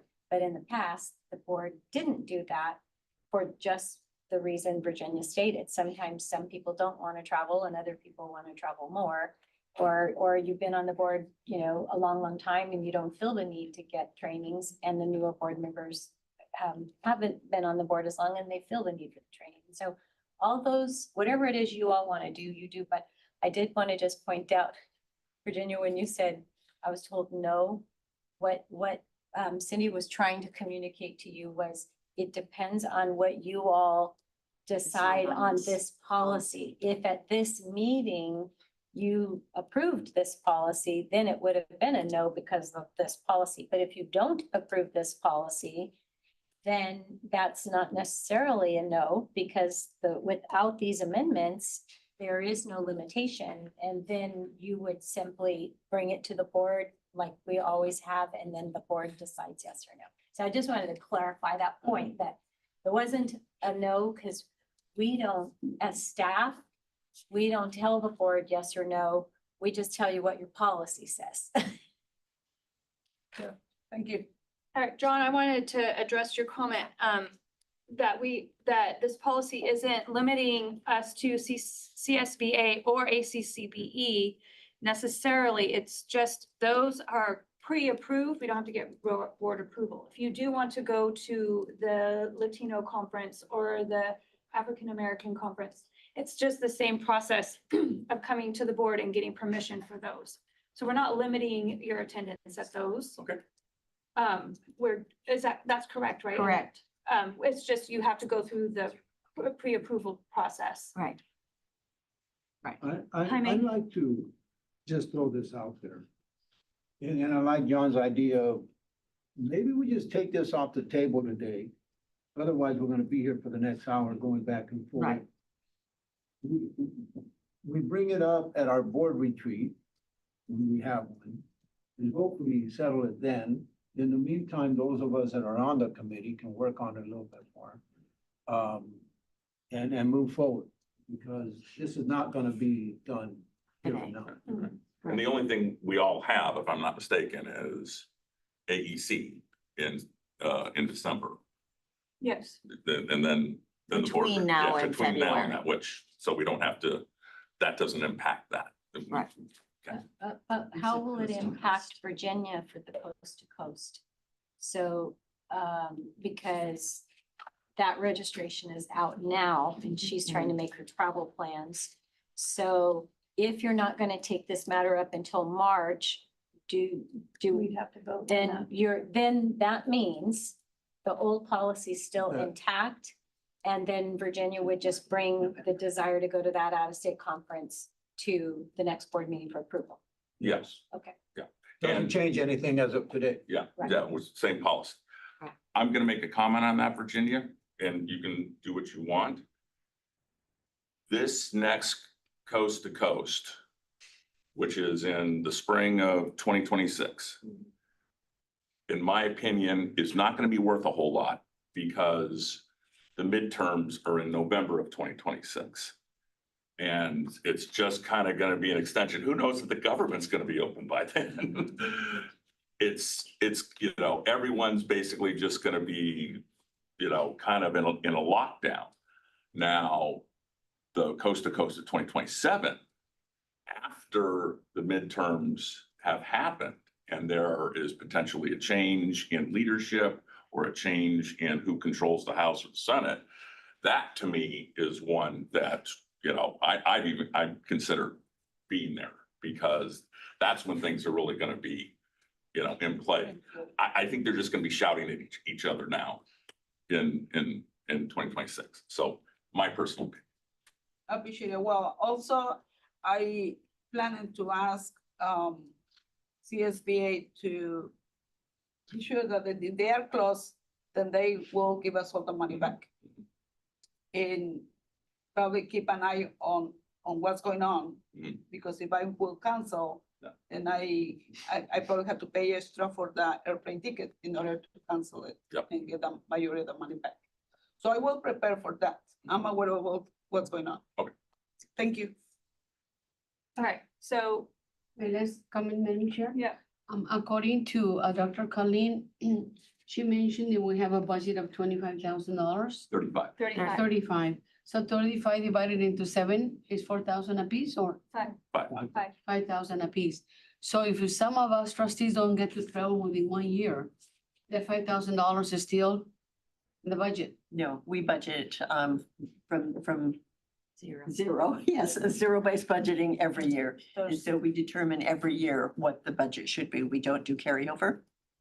So what I'm hearing is that if you don't take advantage of that portion of taxes, then you just waste that money. And it Oh, goes No, No, you do not waste the money. The money doesn't go away. It remains in our ending balance. It's unrestricted money that we allocate to the board every year for travel and conferences. If you don't use it, yay, it goes into our ending balance. That was gonna be my question. If you're gonna use the money, not waste it. So being bilingual, you know, down there, cope with me. But yeah. So, and then I'm also hearing, and correct me if I'm wrong, that if a person goes out of state, the same person will go out of state only, or there will be different board members trying to go out of state conferences in the same coast to coast or Washington, or can you clarify that for me? More than one person can go, right? No. We're not changing anything. I thought we were gonna. We're Yeah, gonna we're tapering. stop, we're gonna Yeah. relook at this and bring it back. And I do think we should talk about this at the retreat because obviously this is taking so much time of our whole board, let's not even go over any of the provisions right now. I think we have an idea of what the concerns are. But I think we will have a further discussion at the retreat. This is the kind of thing that we need to go back and forth on, and that's not appropriate for us to do today because we're also going on a site visit to some schools, and I think we should table this until a future meeting sometime after our, retreat, which is usually in February, I think, or March, depend, yeah, okay. And I think that with respect to Virginia's request, she just brings it under the normal, Under the current policy. because we which have a is- policy. Yeah, we do have Currently a have a policy. policy. We were just trying to revise it. But under the current policy, she would have to bring that to us because it's an out-of-state conference. I mean, I think that that's appropriate. And that could be on the next board agenda and it won't, it'll be in time for Okay, you. as long as it's on time, I'm okay. It should be, right? Oh, yeah. I would think so. It's not, the Oh, that- trip's yeah, not that- till yeah. April. Yeah, but that's sign, I'm trying to sign up early to save, one, to save I money understand. mainly, and the Yeah. other one, because I'm planning my calendar for 2026. That's already. fine. I wish we can get it approved and before I go to Texas. Because I'm leaving to Texas in January. And coming back in March. So if you're gonna get it together before that time, I'll be able to be part of this decision making. Otherwise, I'll go through the Zooming. That's fine, no problem. Okay. All right, we're gonna table this for now. We're moving Yes. on to business action item 6.1. Adoption of resolution number 252613, the GAN GAN limit. limit. It's on page 33, but we have the revised Yes, um, yes, and page. so this is your annual look at the GAN limit. This was a law that went into place 50 years ago. And it has more to do with state spending than it has to do with anything, but every public agency has to take a look at what their current appropriations limit is and what their proposed amount is to spend. The change that I made was not actually on the resolution itself, but on the first page right there where it talks about page 4 summary shows that the 25-26 adjusted appropriations limit is 33 million. And you can see that on it. I don't know if you can see the page numbers on here, but page 4 of the actual GAN form. Down at the bottom where it says summary, items number 16 and 17. So those are the numbers that we're looking at. So what you're supposed to do is look at 25-26 and then compare it to what we actually spent in 24-25. And you can see what the projected budget amount is of 33,478,000 is indeed higher than what we actually spent. So great, thumbs up. And then the second piece of that is that you're looking at 24-25 because these are your unaudited actions that are resulting in these numbers. And you're just comparing number 16 and number 17 and they match. So we haven't gone over, we don't have to increase our appropriation at the state level. And we are under what the budgeted one is for 25-26. So we're all good. We're in good shape. It's a confusing, somewhat archaic calculation that is still in legislation. Yeah, and oh, I know what else I was going to say. Since we have SACs in the system now, which is our standardized account code structure, all of this is calculated within that piece of software, and the state actually pulls the information from this GAN report. And so it used to be if you went over or went under, you had to actually report to the state controller's office, but we no longer have to do that because it's all automated and part of the software that we send off to the state. And we did that today. It is October 15th. It's a big day for us because every unaudited actuals report from all of our districts and from us are all due to the state on today. So Madam Chair, I'll move on adopting resolution 25-26-13. Second, I have a question. So what, I appreciate the revision. What is in the unaudited actuals, was different? Is that right? What is in the unaudited actuals is what I have given you here. Okay, So if, so the GAN form is part of the yeah, big it's a handout, part of yes. the thing. And these are the numbers that are on that. It looked like different numbers to me, that's why, because when I first looked at it, it was the original agenda, the reason why I had a comment was some of the years were wrong and I didn't understand the numbers. The numbers also the numbers that were attached originally to our agenda are not the different. same. Right, right. Because as Linda and I were working Oh, and completing the whole process, okay. we have Okay, Linda's yeah, here in the office. I Yeah. didn't see her because she's She's behind the podium. Yeah. Yes, so as additional closing entries were done to 24-25, which is why it was so good that we were able to revise it. Right, To take care of two issues. okay. Thank 'Cause- you, Annette. No, because I think that it's only in non-business action item, but the stuff that's in the unaudited actuals that was in the non-business. No, that is this. Oh, it is? Yes. Okay. The one that you're referring to is the incorrect GAN that I gave you originally. Originally, okay, Yes. but in So this item, correction covers everything. The okay, unaudited actuals reflect these numbers that are on your revised GAN. okay, perfect. John, you had your hand up? And I took it down. Okay. Any other questions for Dr. Stanley? Okay, it's been moved and seconded. Can we get a roll call vote, please? Heather Owen, Aye. Annette Eastick, Aye. John McPherson, Aye. Virginia Mendoza, Aye. Jaime Fernandez, Aye. Mary Claypool, Aye. Sandra Ocampo. Aye. All right, motion passes. Thank you, and apologies for that. And a big thank you to Linda Harishi in the back of the room, our Director of Internal Services, for the hard work that she has done this year, closing books, her first year of closing our books. Well, thank you. Yay. Thank you.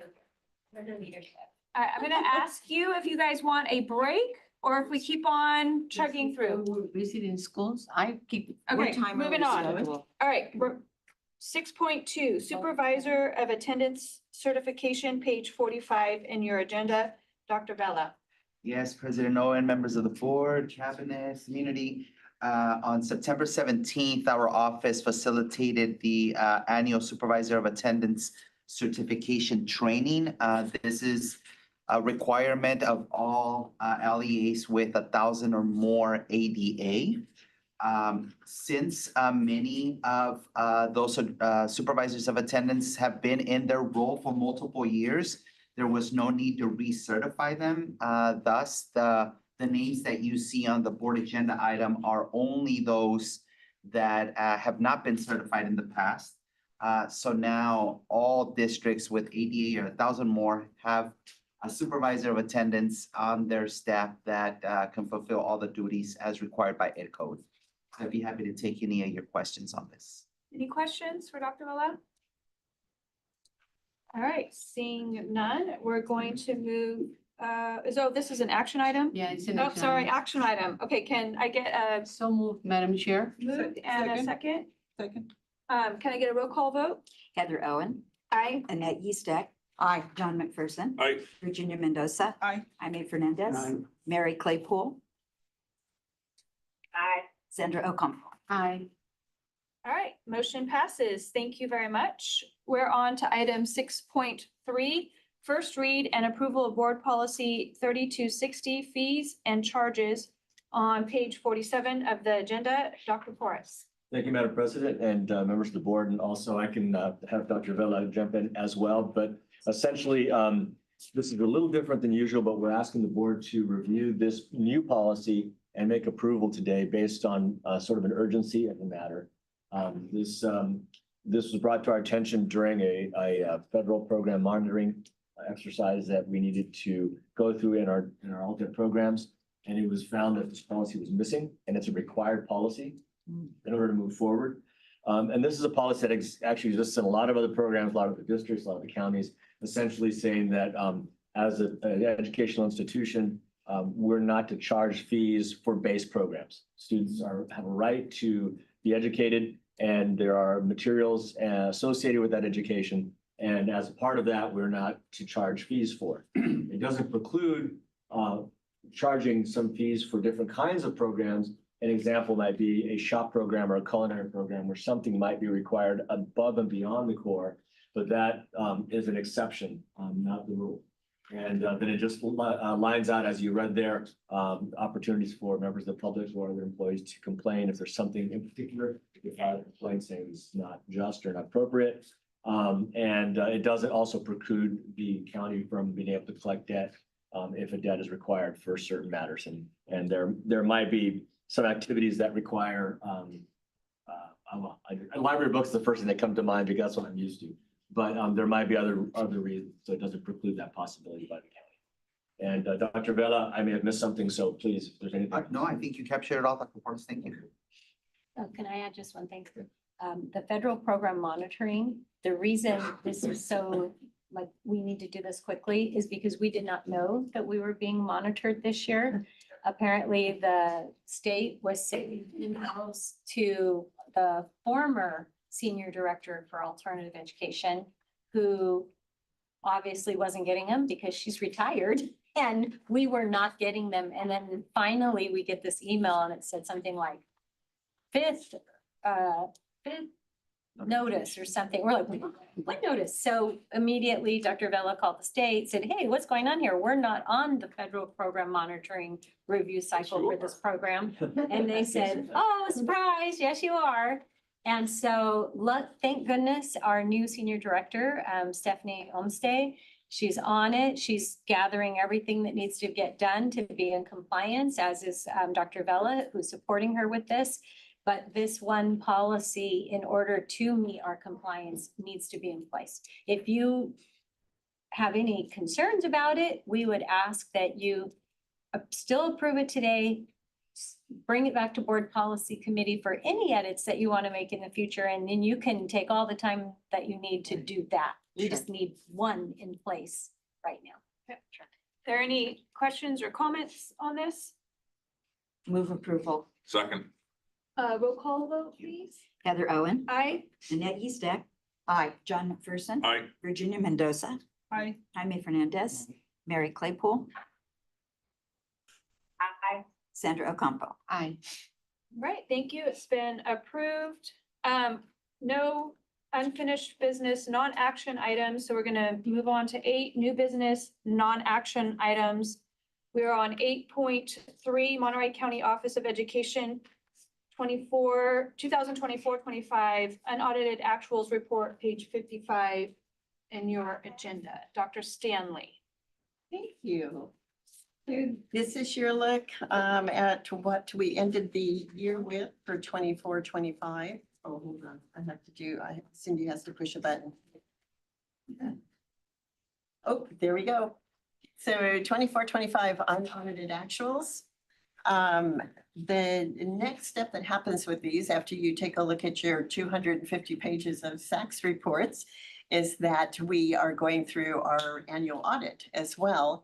And so by January, we will have a completed audit report, which will be presented by our auditors. So this is a huge job, making sure that we've got books closed and programs taken care of the way we have to.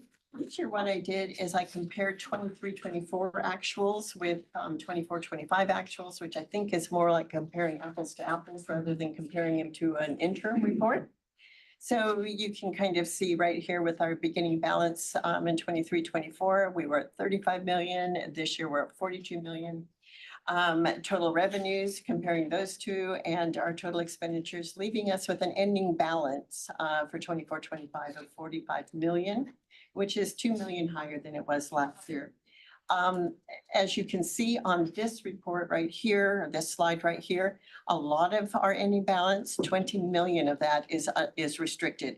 And this is something that happens, but when we look at an ending balance and we go, oh, $45 million, we got lots of money to spend. It's not really true. About half of it is restricted and it's meant to be spent on the programs like, we've got CCSP, special education. We've got some learning recovery emergency block grants. So all of those restricted ones get carried over and then used in the 25-26 year.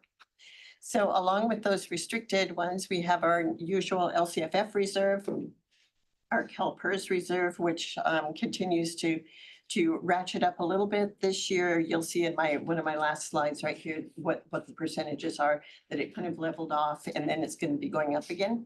We have our OPEB liability and we keep that at about 8 million. That's about 25% of what the total unfunded liability is. That's our other post-employee employment benefits. Differentiated assistance, 2.8 million. It's usually about that because we kind of work, it's a 2-year effort. And so there's always some that's left over from the prior year. We have some additional restricted monies here for ed services, and then just a small 577,000 our ending balance. We of course make sure that we have our 4% economic uncertainties budgeted at 4.5 this year.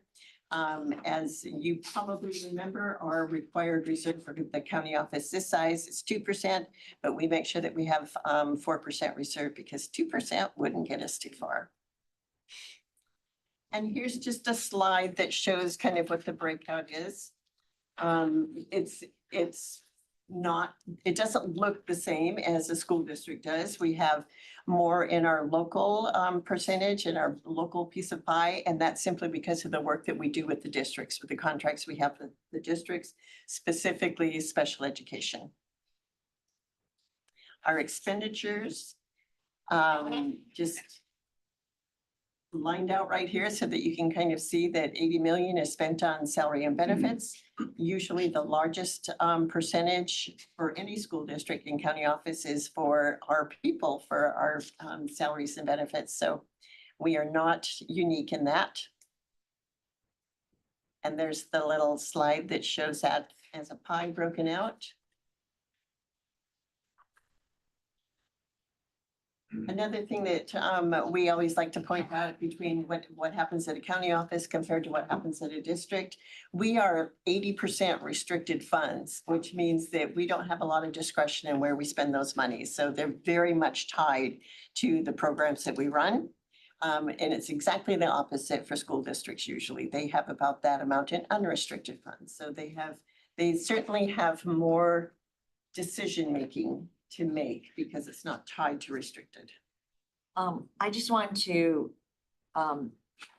reiterate something, and it's related to the previous item that we were having so much discussion on, is the travel for board members and conferences would be in that blue unrestricted area.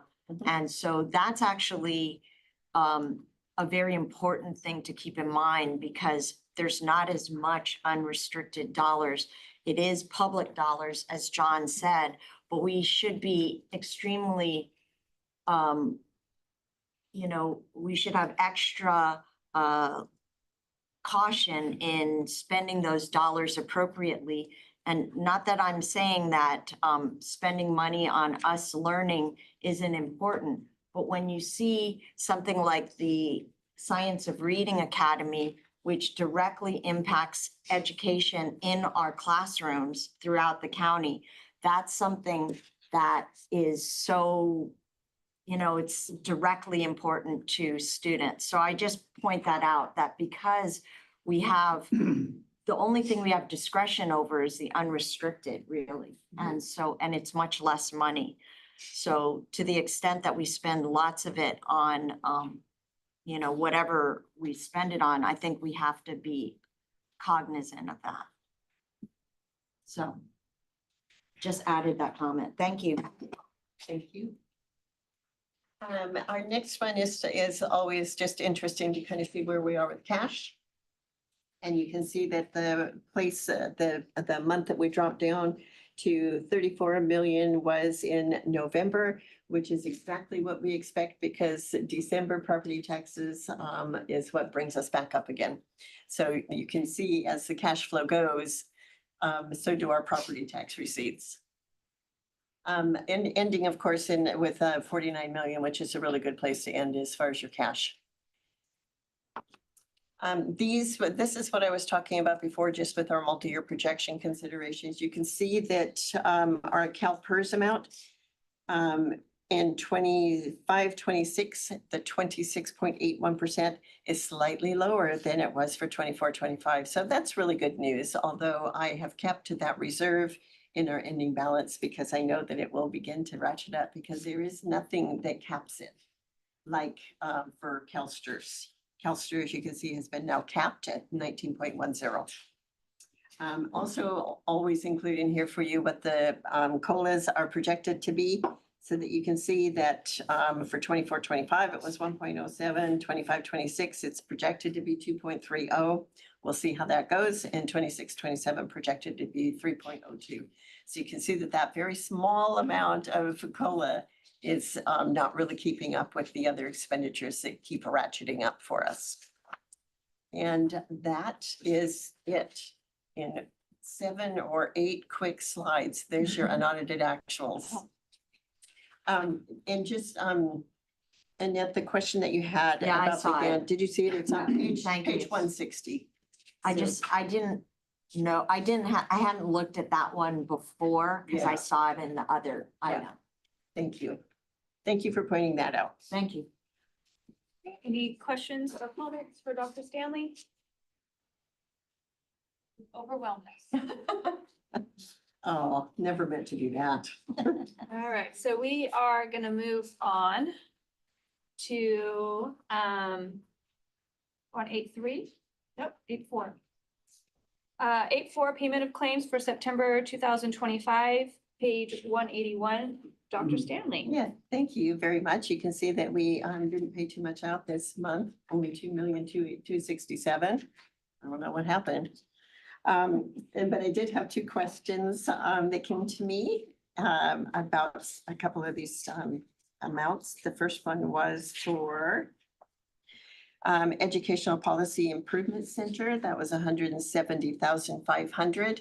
And that was a contract that we entered into with Inflexion, which was for RTAC coaching, district executive team coaching, intensive technical assistance. So it's all the RTAC work that we're doing, which is the regional technical assistance. So that's what that one was. The other question was about Healthy Campus. We have a $250,000 entry for Healthy Campus. Healthy Campus is our contractor that's working with us to implement the CYBHI fee schedule reimbursement system for the county. We received a grant of just over $4 million. And so we have Healthy Campus now helping us to implement, going into each of our districts, making sure that they are going to be able to take advantage of the fact that they can file claims for mental health services and get money back from the state. So that's really good news. And we're doing really good work as far as working with the districts and implementing this. So pretty excited about that. Yeah. Those were my questions. All right, any questions or comments? All right, thank you. We're gonna move on to 8.5, report to the board on conference, meeting, and workshop attendance, page 215. Dr. Stanley. Thank you. You can see that we just had 1 page of opportunities that our staff took advantage of. And I know that one of the things that we had looked at before is making sure that we had board members included in this. And our policy, the 3355, I think is what it is, says that we report anything that's over $500. And so we do have a lovely spreadsheet that Cindy put together. Thank you very much, Cindy, for all of the board member travel, but it doesn't go over $500. And so that's why there are no board member entries on this particular spreadsheet for this first quarter. Thank you. Are there any questions or comments for Dr. Stanley? Just a quick comment, Madam Chair. The conference and travel for employees of the MCOE. I picked up 1, 2, 3, 4, 5, 6, 7, 9 employees. Do they attend the conferences? How many times a year? These conferences for personal growth? Well, can I help answer that one? Because we're They're, talking they're about not all for. personal- 1,000, Yeah. 1,200. They're not, travel. they're not all for personal growth, just to be clear. We have some grants that require the people who implement those grants to go to those meetings, so there's those. And then like, you see JSAC, MTSS, you see we're the lead, so we have to go, that person, Gretchen Kelly, had to go to that. It's not a conference, it's a regional lead meeting that they're required to go to. The BASC, JSAC, Self-administrators. though, self-administrators, those are all their job-alike network meetings that they have to go to get information to bring back to support. Yeah, I read that information Always. already through what they bring back and what they learn. I went through that. I think my question is, how much of the grant money is being used to pay for this travel? And how much is paying the taxpayers for this travel as well? That's my question. Yes, and can you answer that one? Yes, I can, based on the conference that it was. The BASC meeting that I go to is unrestricted monies. The meeting, the MTSS meeting that Gretchen went to is paid through grant. Deborah goes to JSAC, that is unrestricted monies. Kenyon goes to SELPA meetings, that is actually paid through special education. Justin went to the PACT meeting, that is a grant. Judy Ann went to CSTEM, that's a grant. Again, Kenyon, that that gets covered under the SELPA funds that he receives. Mine is again a BASC meeting that is unrestricted funds. And Marilena went to the statewide residency technical assistance center conference, and that is grant funded. Good.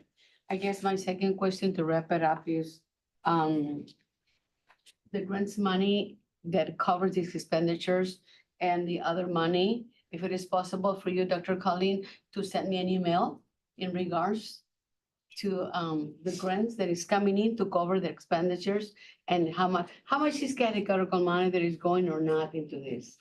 For this particular time period? Yes, for this plan, for this form only. I'm not going back in months, just for this one. My personal information. Okay, just add these numbers up that I just Grants money mentioned. coming into MCOE. Okay. That are being subsidized in this travel for employees. And what's in, taxpayers are being used for this. I don't mind at all. I just want to know. I think they need to go travel and bring that experience back to, MCOE. So I'm not, this is just my personal request. Well, if Dr. Gus decides to share that information, Isn't it public, Dr. Gus? Or I need, let me finish my point. please do. The only authority that this board has over how Dr. Gus conducts her business as superintendent of schools as it relates to this subject, travel, is when we approve her budget. Once we approve her budget, it's her show. And so if she would like to share the information, that's fine, but I just want to make sure that we all understand that we have no authority over how she runs the office in this regard. I know that for a fact, Mr. McPherson. I know that for a fact. But once become public documents, it's a public document. And that's what I'm coming out. If they provide it or not, that's fine. It is provided. Well, I'll find my will just vehicle add the to get numbers it. up for you. Yeah. So that's fine. Yeah. I know how we run this. It's no secret. It's not about, we're very transparent. We'll get you whatever it's information you want. Right It's- here on this piece of paper, right? Yeah. I mean, It's already right there. Yeah. So what page is that? I think the reason why I'm requesting Dr. Gus is because You mentioned grants money. I'd like to know how much grants money coming into MCOE. Isn't that, if there is a problem, then don't It's- even bother. It's not a problem. Please, let's not go down that path because I don't want you to think we don't want to give you any information. We do. We're all on the same team here. We're all working toward the same goals. It's nothing secret, nothing that's not transparent. We're happy to get that for you. You already have it in the whole budget booklet. I think that's kind of what John was trying to point out is that when you approve the budget, all those numbers are there. When you go back to the page where it says each division and all of the funding coming in. Yeah. That's where you see those numbers. But I think if you would like Colleen to sit and say, here they are in the budget and show you, not a problem at all. Thank you very much. Appreciate it. All right. So that was 8.5. We're gonna move on to 8.6. School funding presentation, page 219, Dr. Stanley.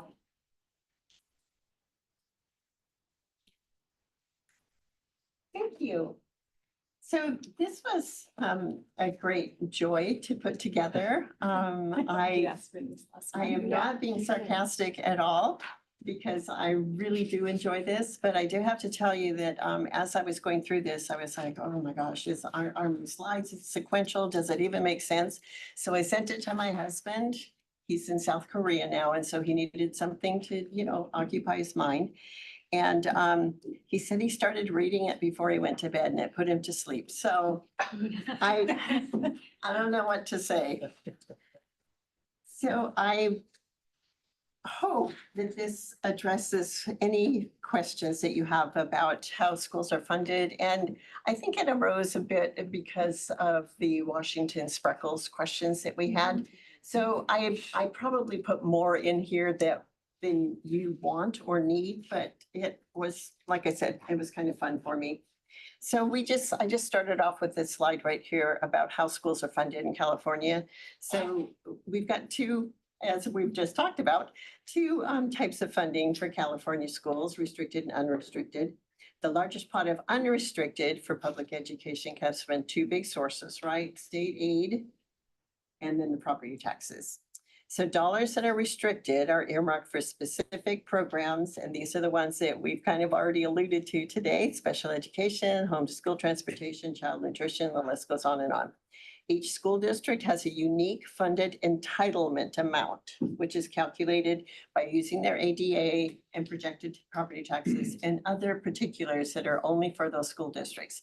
And when we first went to the LCFF funding, this is why FCMAT created an LCFF calculator, because we put all of these variables into the calculator for each school district, and then we know exactly how they're going to be funded and what their entitlement is.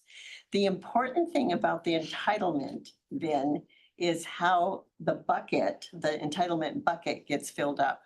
So this is like my favorite graphic right here that shows how your bucket gets filled up. So in the order of 1, 2, 3, it's kind of backwards as far as what the colors look like then, but you start off with your local revenue. And so that is the red amount on this bucket, and you fill it up to that amount as far as it will go. And then after that, EPA is included on there, and this is our Prop 30 amount, which doesn't have an impact on regularly state aid funded school districts because it's an offset to state aid. So the two of them are really go hand in hand. And then after that, your bucket, your entitlement is filled up with state aid money. So it's these three pieces that go into this bucket. The thing that happens with a basic aid district is they receive so much local revenue, so much property taxes, that it fills up the bucket. And so state aid and EPA is not needed to send to these districts. Sometimes your basic aid district is so basic aid, receives so many property taxes that the bucket starts to overflow, and then they get to keep that excess, which is why we have two districts in this county that when you look at the per student spending, their amounts are so high compared to the other ones because they get to retain those property taxes and spend those funds on their students. That's why it's a coveted place to be, basic aid districts. And as Deneen has mentioned to us before, we are also a basic aid county office. But legislation is such that we have to actually send back our excess to the state controller's office. So that's incredibly unfair. I guess I'll just stay with that, right? The rules are different for Okay. county The rules are offices different, yes. than for districts when it comes to basic. So this slide right here is just kind of showing you for a school district, the kinds of things that go into the calculation to determine what their entitlement is. So we've seen this many times that K-12, 4, 6, 7, 8, 9, 12, they all have a different LCFF ADA amount that is added up, and this is how schools get funded. On top of that, we also have supplemental and concentration grants. So this is really specific for those districts who have high UPP, which is their unduplicated count. And where did I put my paper? Oh, no, I don't know where my paper is. It's here somewhere. Yep. I wanted to just mention to you that the UPP is the one for additional funds for students who are English learners who meet income and requirements for free and reduced meals or are foster youth. So the districts who have large percentages of those populations get some additional funds in supplemental concentration. When we get to looking at Washington and Spreckles, they have a very low UPP. So their percentages are 21% for Spreckles and only 14% for Washington. So they get supplemental monies, small amount, but they don't get any concentration funds. So they both right now, on a per ADA basis, are two of the, lack of a better term, poorest school districts in the state. They receive this same amount per ADA. But nothing above it. But because of the population that they serve, which is very not English learners and not free and reduced meal students, they do not receive concentration grants and a very small amount of supplemental grant. I threw this in here again, just so that we can see this, because when districts are funded by state aid, they look at this very closely because this affects their revenue very directly. For basic aid districts, they don't care about this at all. Well, they care about it a little bit, but they are looking at their historical values for assessed values for their properties within their district. And they are looking at, sometimes it's usually between a 2% and a 5% increase in assessed values. And if you look historically at PG or at Carmel, that's what you will see. That for the most part over on the coast there, it's about a 5% every year. So sometimes they go over what our other districts get. I mean, if we're only getting 3%, but when we got the larger amount, the 8%, they were still at 5%. So all kinds of things to consider as you're looking at these. So if you're looking at a situation where a district could go from state aid to basic aid, the first thing that really needs to be considered is after COVID, legislation came in to protect our districts who had declining enrollment. And so they did this 3-year averaging for attendance, right? And so this is all done through the LCFF calculator. And so even if a district goes from 750 ADA down to 450 ADA through whatever it is that they're doing, it doesn't mean that they're going to immediately become basic aid in the following year because of this averaging that is required now. And it was meant to protect school districts. So in the case that we're thinking about, it's kind of counter to what the purpose was as far as this ADA averaging. So the district will get whichever option yields the highest ADA, not the lowest. And the statute doesn't provide an opt-out provision. So you can't just say, well, I don't want to do that. So here's a slide that kind of shows you a little bit about if you're looking at 24-25 and your actual attendance is 750, you're gonna get funded for 750. When you go to the next year, 25-26, and your actual is 450, because of the averaging, you're still gonna get funded with 750. You aren't basic aid yet. In 26-27, you can see that the calculation, because you're averaging with a 450 actual ADA, will then fund you at 650. So that's not a good place to be in, right? Because you're not basic aid yet. You're just getting funded for a lesser amount of ADA. So it's not until you get to 28-29 that the averaging results in funding at the same ADA that you're reporting, the actual reporting.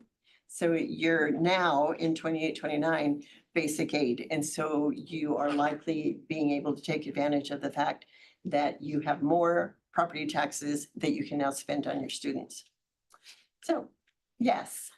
So as part of the public hearings we've had with the county committee, we've heard it said that Washington Union is, quote, looking at going to basic aid.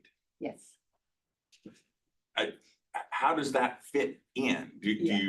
Does it just automatically happen, or do you apply for it, or? Thank you. Okay. Thank you so much for bringing that up. Yes, it's a bit of a pet peeve of mine. You don't just decide to go basic aid. I mean, you can create a situation where the calculations prove out that you are basic aid. And so if we're talking about not accepting interdistrict transfers, and so your ADA goes down to 450, that will eventually create the calculation that says you are now basic aid because your property taxes are higher than what your ADA generates in state aid. So for a district to make the conscious effort to go to ADA, if they're up in that 750 range, and I think both those districts are above 800. Yeah.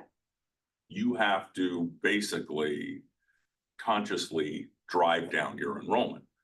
And you still won't become basic aid for 3 years. For 3 years. Yeah.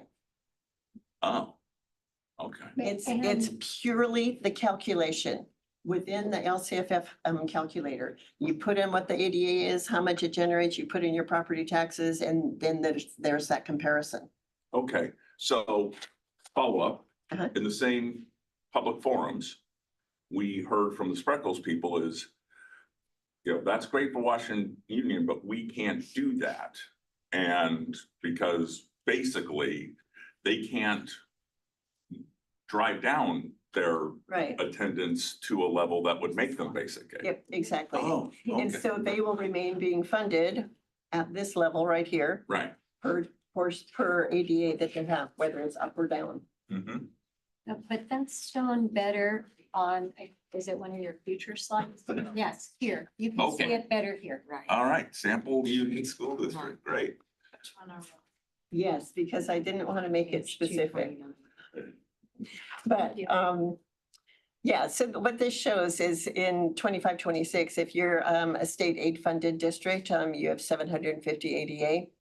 And you can see the rest of the numbers right there. I mean, you've got state aid of this amount, you've got property taxes, 6 million. And so your entitlement is 8 million. And dividing that total entitlement by your ADA, it gives you 11,250 that you're spending per student, right? And that's It's a not simple what the calculation. supplemental or the. Right. Okay. Yeah. So if you imagine that this could be Washington, if you wanted to, have that in your head, this is kind of what their current situation is.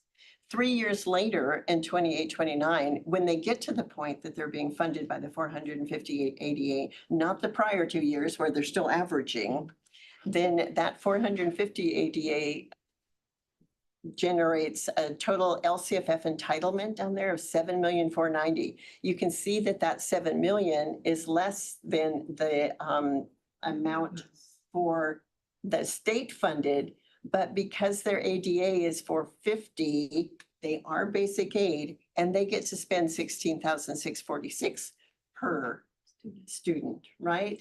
Mm-hmm. So, does that make sense? Yeah. Yeah, cool. Okay, and I did want to point out that just because somebody is basic aid primarily funded by property taxes, that there are still some state aid monies that come in, like for instance, the homeschool transportation and the targeted instructional improvement grant. Those are outside of LCFF and our districts still get those. And just as a side point, many times our basic aid districts go, why do I have to do an LCAP? We don't get any state funding. But you actually do. Okay, Yeah. you go. My question is, and I know this is hypothetical, but the, to get to the 450, does the 450 assume that you've gotten rid of all of your inter-district transfers? I mean, I know it's hypothetical, but that was. Maybe you should just not do hypothetical and speak Because- specifically. So Because my numbers are not specific, they're rounded and stuff, but Right. what I looked at here is taking Washington as an example, right? Right, And if they have about 750 ADA right now, right. and they have about 300 inter-district transfers, Inter-districts. that would drop them down to 450. Exactly. And that is, they could become basic aid Right. based on that It's calculation. because of their severely lowered enrollment if they got rid of their inter-district transfers. What's complicating this in our discussion is also that if there's this, well, and you have it, some of it in your further slides, but what I think is it's a little bit misleading to us if we don't know exactly. I mean, did you do the calculation based on the post amount of property taxes if the transfer occurred, or is this without the transfer? Yeah, it is almost impossible to try to get to the point where you know how much each of those parcels It's are. worth, Yeah. correct? Okay, Yeah. and that's what's. Believe me. Well, and that's what's really complicated, and Well- I know that our feasibility consultant Yeah. is having to make some of these assumptions Yeah. in making That's the exactly. decision, but it's very nebulous. And I think that's what's really complicated about this, because I think you, so too. if you transfer out some of the students that are on inter-district transfers, but then some of them are actually staying in the district now because of the property transfer. Where is that and how much does it do? And that's It's what's very complicated. really complicated. Yeah, absolutely. I have one more quick question. The 450 number, is that an exact number or is that an approximation? That's an approximation. Okay, so, Yeah. okay, She was just saying approximately 300. right, but it's, Because we know it's at Right. 40%, Yeah. right? Exactly. okay. But also, It's huge. can you go back to the other slide? That one, right there. The property taxes, right? Right. You can see If property taxes remain exactly where they are.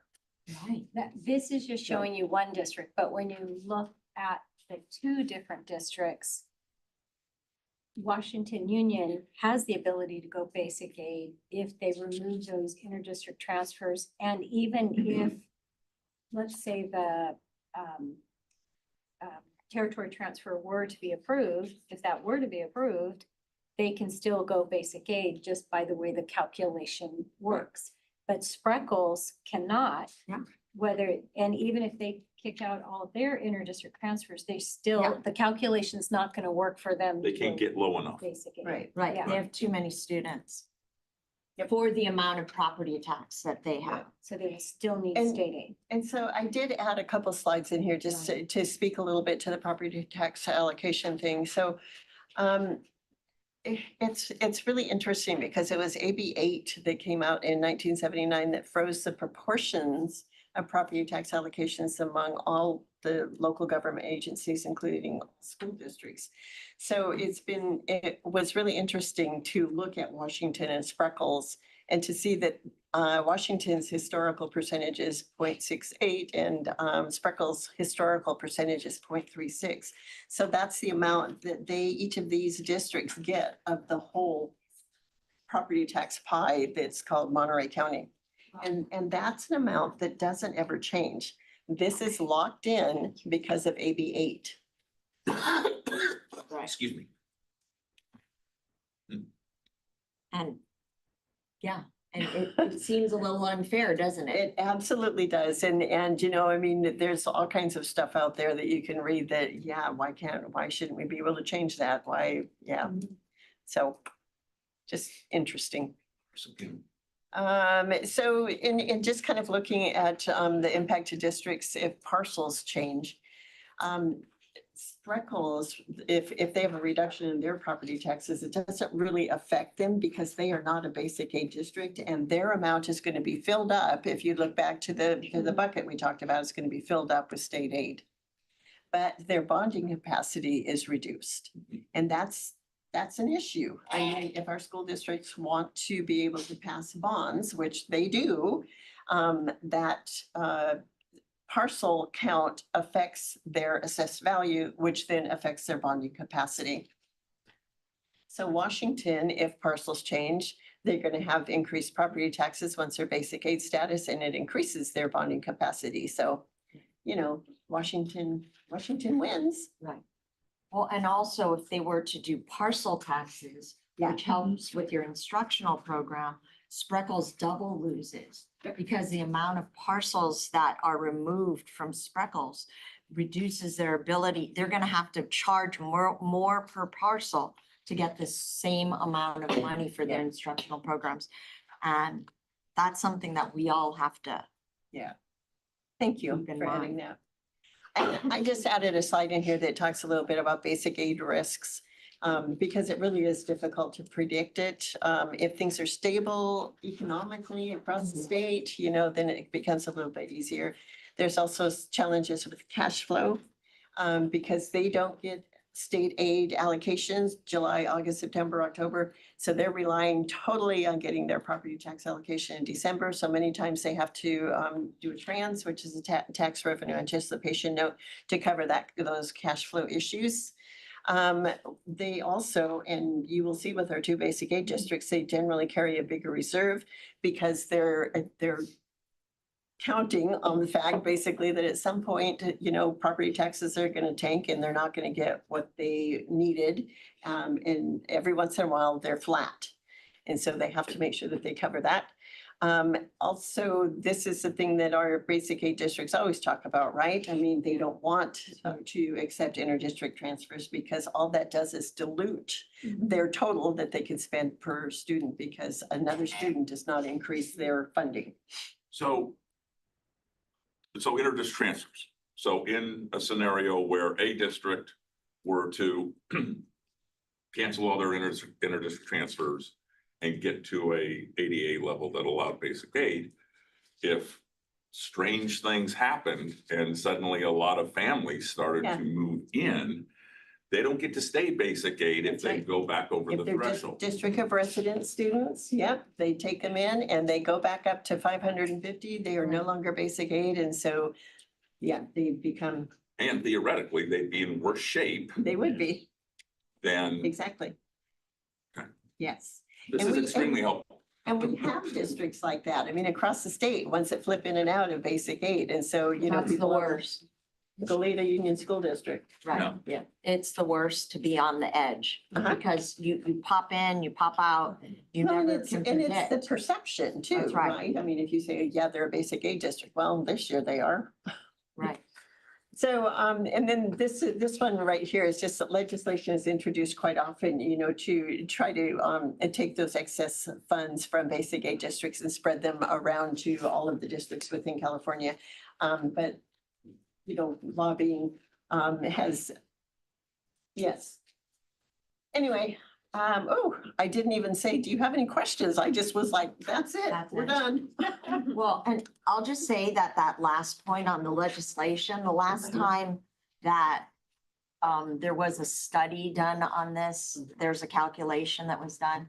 It was $25 per student more for the rest of the For school the entire district state. if you spread it. Yeah. Because there's not enough property taxes in those few districts that are over to make the difference. If you spread it statewide, Percentage wise, there are not really that many basic There's aid districts. like in the 100 state. out of 1,000. Yeah. So, anyway, but it's always being talked about because it really doesn't meet the Serrano Priest I know. idea, Yes. which Yes. is, all districts should be, at least at a minimum. So, or So hopefully around the that was same. helpful. Oh, Very absolutely. So Thank you. Any Gosh. other questions? I'm gonna tell Very my helpful. husband, it really was interesting. It was if you're a board member. Well, and from this trustee in particular, since both these districts Yeah. are in my trustee area and I'm, the whole basic aid challenge. Yeah. Some are hearing it as basically, A windfall. yeah, and why wouldn't we do that? Well, there are considerations. So thank you for indulging me and letting me present that that. was Yeah, super thank you cool. for answering those questions, because it was helpful. And just one more question. So even if the district in your model, Mhm. the unnamed district, Mhm. were to basically cut off inter-district transfers next year, right? They would not go basic aid for 3 years. Because of the legislated 3-year averaging where they get funded on a higher amount, which was supposed to protect our districts Right. from declining enrollment. Yes. Thank you very much. You're welcome. Thank you. Thank you. Okay, we are moving on to 8.7, quarterly summary report for uniform complaints for July 1st through September 30th, 2025. Instructional materials, deficiencies, emergency or urgent facilities, conditions, and teacher vacancies or misassignments. Page 235 in the agenda, Dr. Vella. Thank you, President Owen. Basically, there are no figures to report, no incidents to report. Any questions or concerns? Excellent news. Thank you very much. 8.8, early learning program, ELP, Monterey and Monterey County Home Charter School surplus properties, page 239 in the agenda, Dr. Vella. Thank you, President Owen. We're thrilled that, as you all know, the new construction of our building is underway and the moving of our staff is underway, which has provoked some cleaning. It's provoked inventory, closer inventory, and therefore we now have a list of supplies that is in your packet of items that are surplus and that they're obsolete or no longer needed. And so we bring that list to you. Yes. Just for clarification, because the term in there, personal property. This is property that is owned by MCOE. It is not anybody's individual property. That's correct. Thank you. MCOE property, correct. Okay, any other questions or clarifications? Seeing none, thank you very much, Dr. Vella. 8.9 for, excuse me, first reading of changes to board policy 5131.8 mobile communication devices, page 249, Dr. Porras. Thank you, Madam President and members of the board. We have this board policy for you. As we're moving forward, is a requirement by the state to have such a policy in place. And so we've been working towards getting this refined for you, working with Dr. Vella and our programs here. We did was endeavor to create a policy that pretty much reflects what we are already doing, which is reflective of the law. And so changes that you see here, aside from just the grammatical changes, are just reflecting what it is that we already do and complies with the required board policy that needs to be put in place. And I think essentially we're not allowing students to have phones during the instructional time. When such time is required for them to come to the phone, there's a locked place for them to do it. The student handles the phone, locks the phone and removes the phone. So it removes some of that risk of staff interacting with the actual phone itself, which creates a little bit of a safety measure for ourselves. It doesn't preclude the need to get the phone in the event of an extreme emergency, lockdown, for example. Everything, all of this is going to be supervised directly by our supervisors at the site. This is a very general gestalt-y kind of summary for you, but I want to just get it out there. Dr. Vela, if there's anything else, because you work with this pretty closely, please let us know. Yes, Dr. Porras, you emphasized that this is a practice we already have in place for over 2 school years now. Our all-day program at all sites, obviously not in the court schools, but in the community school, we've already exercised the limited use of cell phones during instructional time. And so our students are already used to that routine. Thank you. Any questions or concerns? Any additions or? Just comment, wonderful, it was really great to read that. We all know what the challenges are with devices and social media, and this seems like a very smart and sober policy. Anybody else?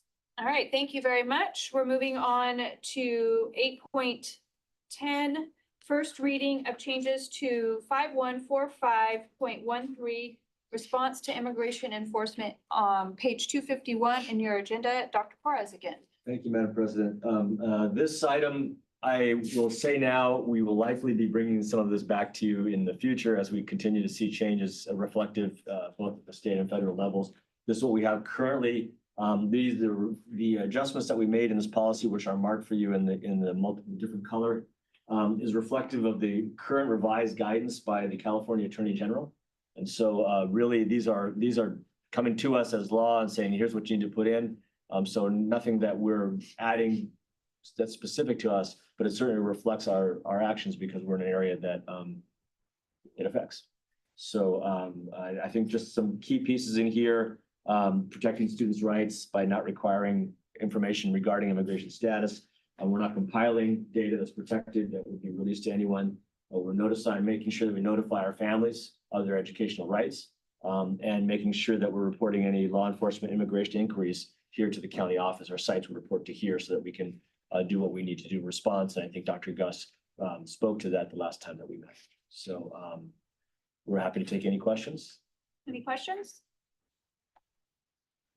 Thank you. You're welcome. Okay, we're moving on to 9 reports from superintendent and or staff. So we're gonna go 9.1.1 report, superintendent's report of MCOE program activities. And you know what, do them both, upcoming events. Okay, yes, I'll do the events first because it's very quick. You all have your calendar in front of you. If there are any events that you'd like to attend that is listed here, please let Cindy know. She'll get you registered and set to go. And all the flyers are attached as well. And then I'm going to pass down my written report of just all the events and important meetings that we have that I've been attending since September 12th. But I want to take a few minutes to just speak about a few things that are listed here and then also last night. So first, let me start with Inside Education is coming up this Friday. And we'll be focusing on career technical education. We're going to be visiting King City High School, Greenfield High School, and Soledad High School. And we have heard that KSBW8 is interested in joining us in King City. So I think they're going to be interviewing a few of the participants to see what their experience in Inside Education has been. I also just should mention that yesterday I was in Sacramento at the CSBA Superintendent's Advisory Council meeting where Dr. Betty Lusk, our CSBA president, did a shout out for our Inside Education program. So that was kind of cool. Very, very thankful to her. I'm going to come back to that meeting though in just a moment. Before I do, I wanted to mention that the Lions Clinic that you see noted here, that was such a big hit. And I want to give some kudos to Dr. Bella for all of his work in engaging with the Lions Club. So the story behind it is they gave us a call. This was not like one of the local Lions Club. It was like the regional Lions Club organization where they reached out and they said, hey, we want to host an eye clinic. Can you direct us to a school that might be willing to host us? And we said, well, you know, if you go to one school, all of the slots that you would have available might be taken up by just the parents from just that one school. If you want to be able to invite people from all over the county, we're happy to host it here. And then everyone in the county gets a chance at those slots. And so they said, oh my, that would be a great idea. They came, they checked out our facility, and they said, oh, we really, really like the central location here. We'd like to do it. And then I handed it off to Dr. Vela. Dr. Vela then worked, I don't know, a month or two in coordinating this event. He helped with all of the outreach to the families, with the setup, with just getting it all organized. And then the Lions Club did their thing. And I'm going to be quiet for just a minute so I can give Dr. Vela a chance to talk about what their thing was, because it was amazing. But I really want to give kudos to Ernesto for all the great work and coordination of all of this. He really rocked it. Thank you, Dr. Gus. Thank you, and thank you for your vision. Yes, a successful event. The Lions Club traditionally, as you all know, they've been so instrumental with vision for many, many years. Since I was a teacher, I knew the Lions Club provided glasses for our children. The event serviced 262 individuals, ranging from the youngest being 4 years old to the oldest in their 60s. And they essentially took over our facilities. And in rooms A and B, you had both the distribution and fitting of the glasses. And here, this was a waiting room because right across the hallway was the eye exams. And then outside was an entire resource fair. Right outside this hallway through the door, we had an additional health mobile clinic that checked patients for other items, diabetes, glucose, et cetera.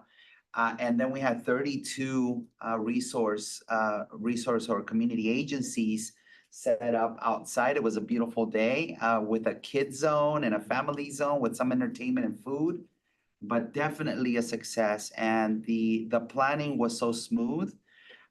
We set a couple of records, Monterey County, that threw off the Lions Club a little bit. First, they anticipated that it would take us several weeks to recruit the target number, which was between 250 to 350. That was the target number. Within 1 week that we announced the event, we had 500 people registered. That presented a challenge because the week leading up to the event, and the idea came up of sending emails to all of the participants. The concern was, well, if all 500 show up, we really realistically only have capacity for the 250 to 300.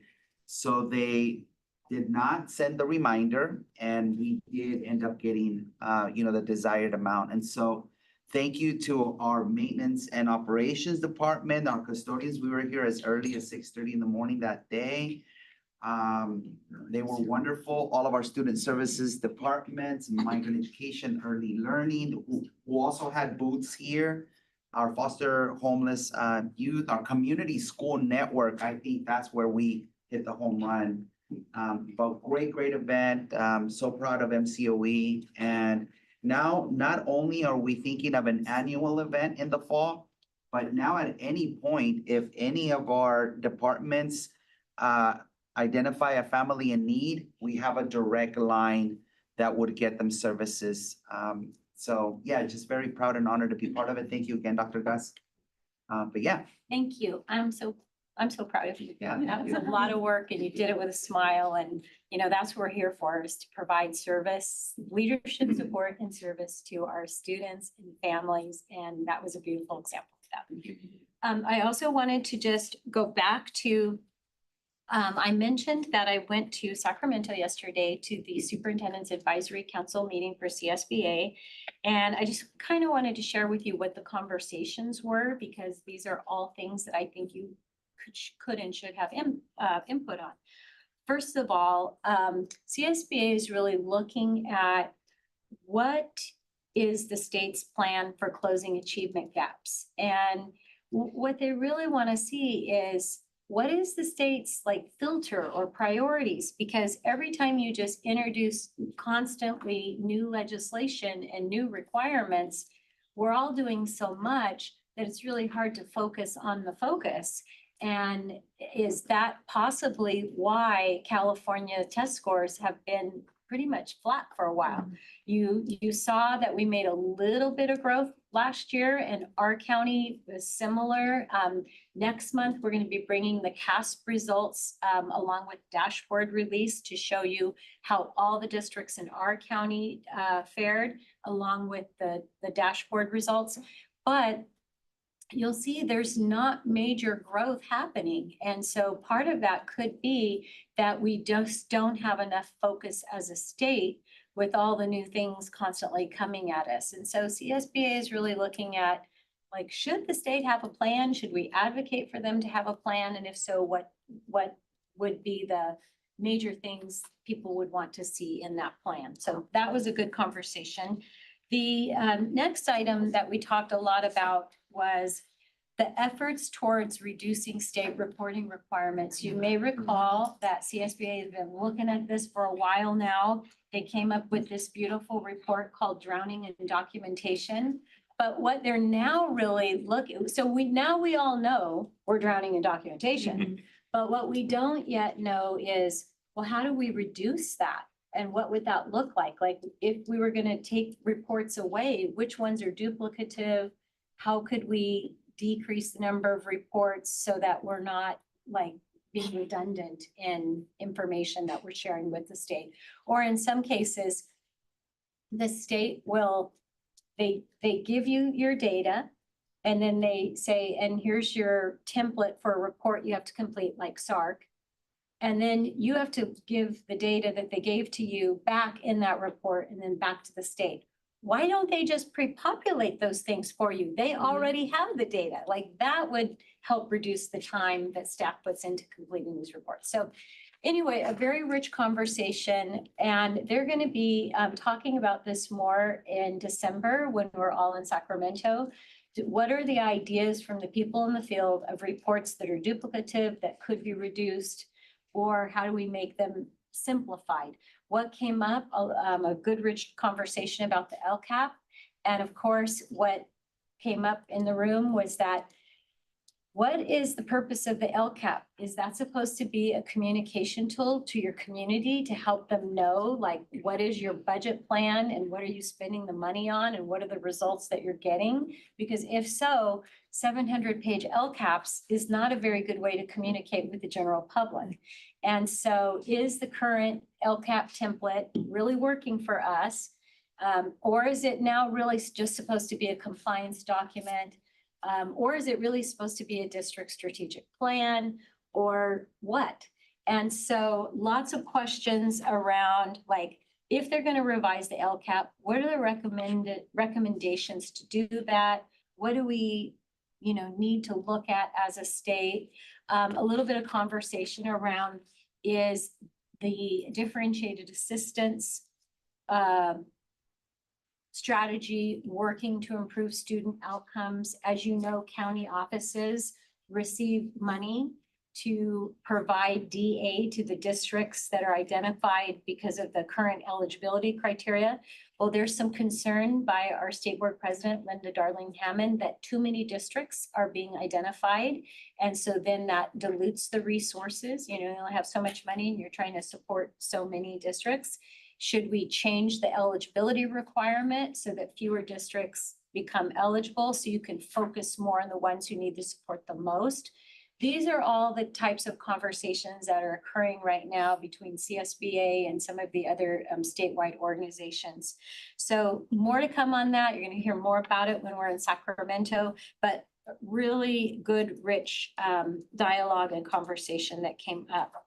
And I am also happy, they also gave us a budget and legislative update. And of course, some of the concerns in the legislative update came back to the bill that the governor vetoed around the substitute teachers being allowed to stay longer than 30 days in classroom. There's a lot of unhappiness about that bill.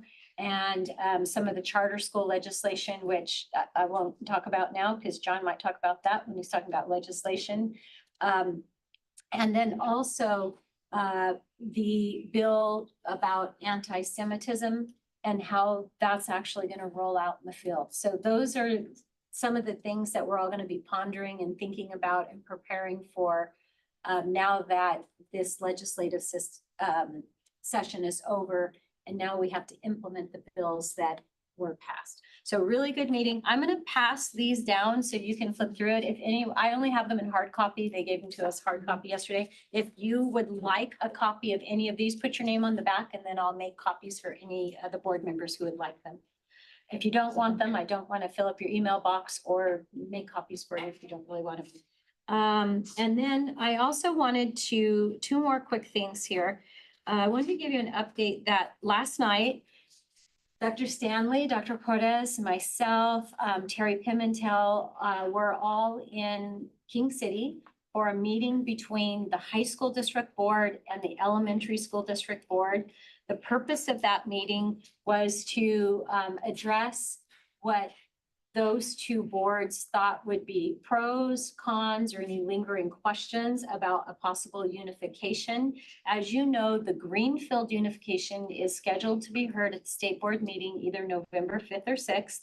And so the question is, if the state board at that meeting were to approve the Greenfield petition, then that could leave King City High School all by itself if a parallel unification in King City did not occur. And so that's the concern of the high school district board. So their question to the elementary school district board was, are you interested in unifying with us? And if you have concerns, what are they? Let's talk it through. Let's work together collaboratively to see if maybe two parallel unifications could occur. The meeting started at 7. It ended at what time? 10:30. 10:30 or so. The result of the meeting was that the high school district board gave direction to the superintendent to pursue an MOU where they could engage in MOU with all the districts concerned to then create a path forward in unification. The elementary school district's board gave no direction to their superintendent, but they let the high school district board know that they're going to be discussing this at tonight's board meeting. They won't take any action, but they're going to be discussing it. And if they want to give their superintendent any direction about engaging in an MOU, they would set a special meeting in the future to do that. So that's where that meeting ended. Did I summarize that well enough? Perfect. Okay. And then I also, now new topic, the advocacy letter that the board asked us to work on your behalf to kind of address the declining enrollment issues and how that's impacting staff. We do have a draft and we can either open it up for you all to edit, or my question is, John, I think this was your idea. If the board would like, I could work with John on this draft. We have it, but I don't personally think it's quite where you wanted it to be yet. But I need a thought partner on this one. Happy to do it. This one's not an easy one to come up with. Okay, thank you for that. And then we wanted to let you know that we do have lunch available for you prior to getting on or going on our trip. So there's food heated up and ready. You can either take a break, get your food now, or wait till this meeting's over and eat it, but we do have to be on the bus by 12:15. You want to talk about I'm sorry, what? Oh, yes. And we did also want to let you know that, oh, yeah. In 2 minutes or less. In 2 minutes or less. Okay. Our landlord, Dave Teeters, who leases us a space at the airport for our Bob Hoover Academy program, is putting new requirements on us and raising our rent. And we're looking to see if we can meet those requirements and afford. We are running as fast as we can Yeah. to try to get things put together for him. But if that does not happen, our lease is up in November Yeah. and we might get evicted. And so we're doing the best we can. We just wanted to let you know that we do have that issue that we are working on. So hard. So hard. It's a challenging, Shifting target. shifting target, challenging situation, but we're doing our very best and we'll keep you apprised of the situation. Thank you. And that wraps up my presentation. Okay, thank you, Dr. Gus. We're going to move on to 9.2 staff reports. 9.2.1 early learning program monthly reports for August 2025, page 253. Dr. Vella, Yes, just happy to entertain any questions you may have on this report. any questions or comments on this report? All right, thank you. Thank you. 9.2.2 migrant education program annual report to the board, page 273, looks like. And we do have Constantino Silva, our senior director of our migrant program here to quickly run through the report. We're kind of pressed for time. I heard. Thank you, Dr. Gus. Good morning. Good morning. President Owen, board, members of the board, Monterey County Board of Education. Thank you for the invitation to provide this update. And thank you to my team here behind me, a lot of my colleagues here with me this morning. It is a pleasure to be here this morning to provide this update. And in all honesty, it is also a relief to be here with you this morning. In my remarks, I'm going to deviate slightly from what I would normally do, which is go the slide by slide narrative. You have the report and we have the slides. But these are unprecedented times in education in our country and in our program. And my update this morning is a little bit different, but I will be quick. As you all know, just a few months ago, we were uncertain whether we would be here today or at all. The entire spring and early summer period was challenging. Hearing about drastic and severe cuts in federal agencies and unsure of the fate that awaited the Federal Department of Education or the Migrant Education Program. Then June 30th arrived and it was nothing less than a gut punch, the realization of our worst fears. The federal government had formally announced that it would not release the previously approved funding for our program or several other federal programs. The month of July was just about the toughest month of my professional career, marked by mass layoffs in our department and numerous reassignments. Then towards the end of the month came the administration's reversal and the release of the funds. And we started the work of calling back our team and attempting to rebuild and pick up where we had left off.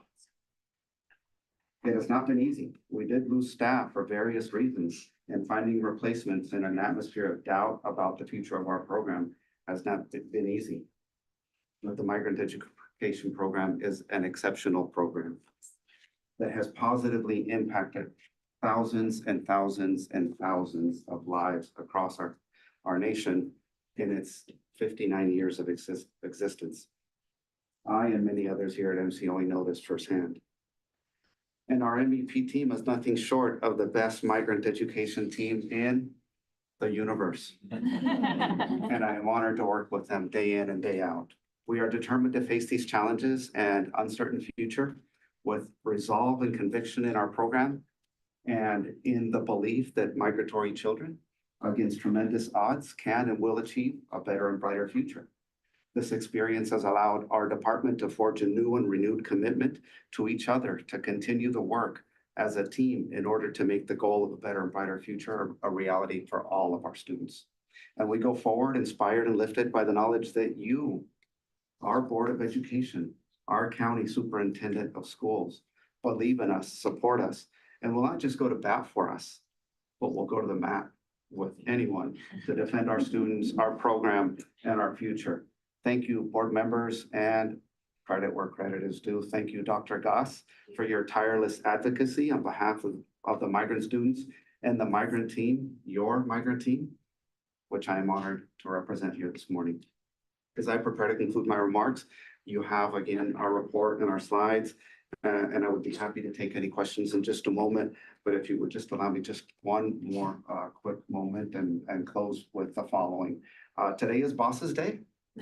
And I would just like to say, in honor of this day, you are our Board of Education, our Superintendent of Schools, and our cabinet here at MCOE. And so I want to wish all of you a happy Boss's Day. All right, and a final comment. There's a gentleman behind me who 23 years ago came to MCOE as a coordinator administrator in the migrant education program and became my boss, Mr. Jorge Jasso. Today he is here as a retired administrator, but he too believes in this program and he is still supporting us and me personally. He is an amazing individual who embodies the untiring spirit of the migrant education program, and I want to wish him too a happy Boss's Day today. Happy Boss's Day, Jorge. Thank you. Any questions or comments? No. Stay frosty. I just want to thank you for all the work that you do.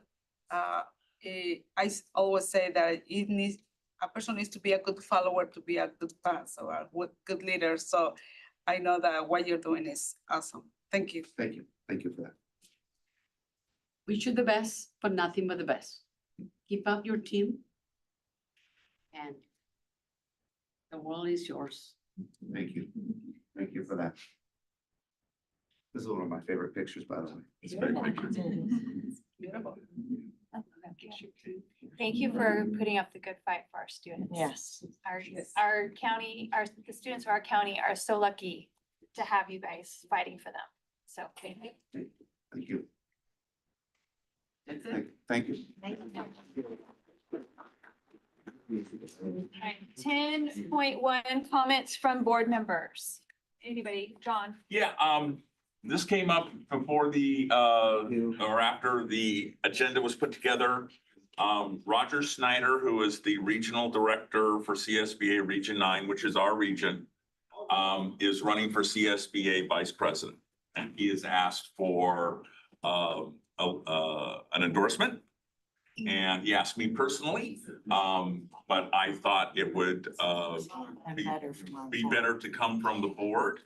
Roger is, I've worked with Roger. I pushed him to do this 3 years ago when he said I was crazy, and now he's the crazy one. He's going to do it.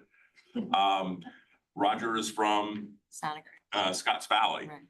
And the one thing he understands is the funding challenges of small districts. And that is one of the things he's really, really going to push. So I think he'd be really good. And so I told him I'd bring him before board. And if the board is at the pleasure of the board, then I can work with you and you can come under your signature. Okay, very good. And that would be something that we would put on the agenda for next month. Well, it needs to go in before It needs to that. go in Yeah, before that's that. why I'm, Okay, yeah.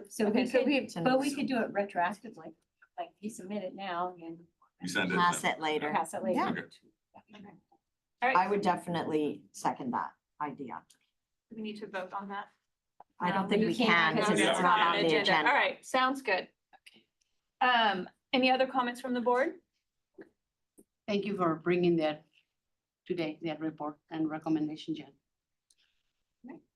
I just want to quickly say I did attend with Dr. Gus, the school visit at Lagunita.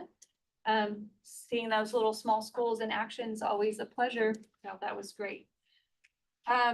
Any other comments from board members? Legislation, John, Okay. 11.1. I'll go quick because we got a lot of stuff. First of all, I am turning off of the CSBA Ledge Committee, but I'm happy to continue to perform this function. But just so you know, I'm done there. I think everyone knows there's a federal government shutdown. Who the heck knows what's going to happen? With our migrant ed, we saw the push and pull and everything. And so, we'll see what happens. But there were, the session ended in a couple of updates on bills like Dr. Gus mentioned. First one was Assembly Bill 1390. This basically allows local school boards, city governments, city councils, and county boards to reevaluate what our compensation is for what we do. The old rule was basically the compensation could not exceed $60 a month, $60 to $1,500 per month. And the new legislation moves that up to 600 to 4,500 based on the average daily attendance, particularly for the school district. The question I don't know the answer to is, for county offices, is it our county programs or is the county-wide? So that's something that we'll need to get a clarification on. Some other bills of mention. There was an anti-Semitism bill that was sponsored by Don Addis from here. The governor signed that. A literacy bill, Assembly Bill 1454, the governor signed that. That was also, the authors were Speaker Rivas as well as Al Maritucci from Southern California. Let's see. There was, I mentioned it. That's not the one. I'll find it. Oh, Assembly Bill 495. That's the one where it expands caregiver authorization in the event that a parent was detained and Unable to. pick yeah. their child. So that was very controversial, but that did pass. Let's see, going down, charter school accountability, that was vetoed.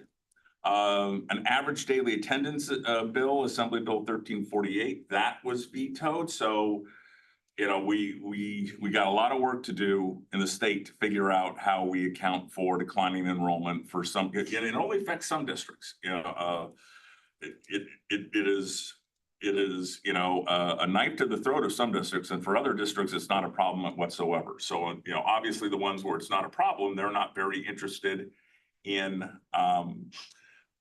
spending time on a solution, but for other districts, it's going to be an issue, particularly the one school districts that we have, you know, quite a few of around here. And the last one, there was the substitute teacher bill that was mentioned, that was vetoed as well. So that is my report. All right, thank you, John. 11.2, Community Human Services, Annette. Nothing really to report. We're looking for a new CEO, since she will be retiring next year. Excellent, thank you. 11.3, Child Abuse Prevention Council. Our October meeting was canceled and our next meeting will be December 1st. 11.4, Monterey County School Boards Association, Mary. As far as I know, our next meeting will be on Monday. Excellent, thank you. 11.5, Association of California County School Boards of Education. So I did go to that strategic planning summit back in August. I was going to report on that, the September meeting, but that one got late and here we are late again. My report is in the back on page 295. I'll just go over quickly. The board had specific questions that I was able to get answers to while I was at that summit. The first one is MCOE board would like a clear understanding of the structure of the organization. Will it be limited to a volunteer organization or will it be more structured organization with staff, executive director, insurance? So they do have insurance. At the time, there was a part-time program director, Christopher Williams, but he has moved on to a different job. And so they have hired a new CEO, Deborah Moss. And Dina sent Deborah's resume to me if anybody's interested in, I have that. She's going to be working 30 hours a week in partnership with ACCBE leaders to identify staffing and develop the strategic plan and to work on that plan. The other question is, will the fee structure stay the same or increase as the organization grows? So they gave us a budget. I have it attached. And regarding our fees, we're in a cohort 1. And that fee will remain unchanged when our dues. So what we paid to join will be the same fees that we receive in December, because that's when our fees will be due. The earliest the fees would increase would be January of 2027, and that would be pending a vote on ACCBE Board of Directors. So the budget's in your packet, if you're interested in looking at the budget. Upcoming events, they're doing their doing their court and community schools deep dive series. Part 1, I unfortunately was unable to attend, but part 2 is coming up on October 30th. It's free. It's on Zoom from October 30th, 6 to 8 p.m. They also have a Navigating the Brown Act coming up on November 13th, also on Zoom, 12 to 1 p.m. And then the last part in the series of the Court Community Schools Deep Dive, that will be on November 17th, 6 to 8 p.m. And at the summit, we actually worked on, there was a lot of team building, getting the different counties that have joined familiar with each other. We found out the needs and wants of all the different counties. We did a lot of team building activities in terms of that. And then we kind of dove into what are we looking for ACCBE? How will it best support our counties? We talked about building the pillars of the organization, the 4 pillars of the organization, what they're going to provide for the counties. And then we started working on a strategic plan for, was a lot in one. And we had an evening of activity where we were doing it, and then an all day the next day. And we covered a lot of ground, but it was a lot of work got done. It's amazing. It's a good group of people who really care about education. And the feeling I took away from it is ACCBE is really trying to meet the needs of the county. And they just really want to know what as county boards we need from them. And then any suggestion, they're taking it to heart and trying to create a training. And if you go to their website, you can see all of the trainings they're putting out for free to join in. So it's been great. And if anybody has any questions, yes, Annette. Just wanted to say that not only is it what's coming up, but they record everything. So you can listen to any of their ones that you haven't attended, and they are very good. I mean, they're well done. And John did one of them on superintendent salary, but really it is really great. And the Court and Community Schools one I missed also, but I'm gonna try to watch it once they put it up before the next one. I'm gonna do the same thing. Right.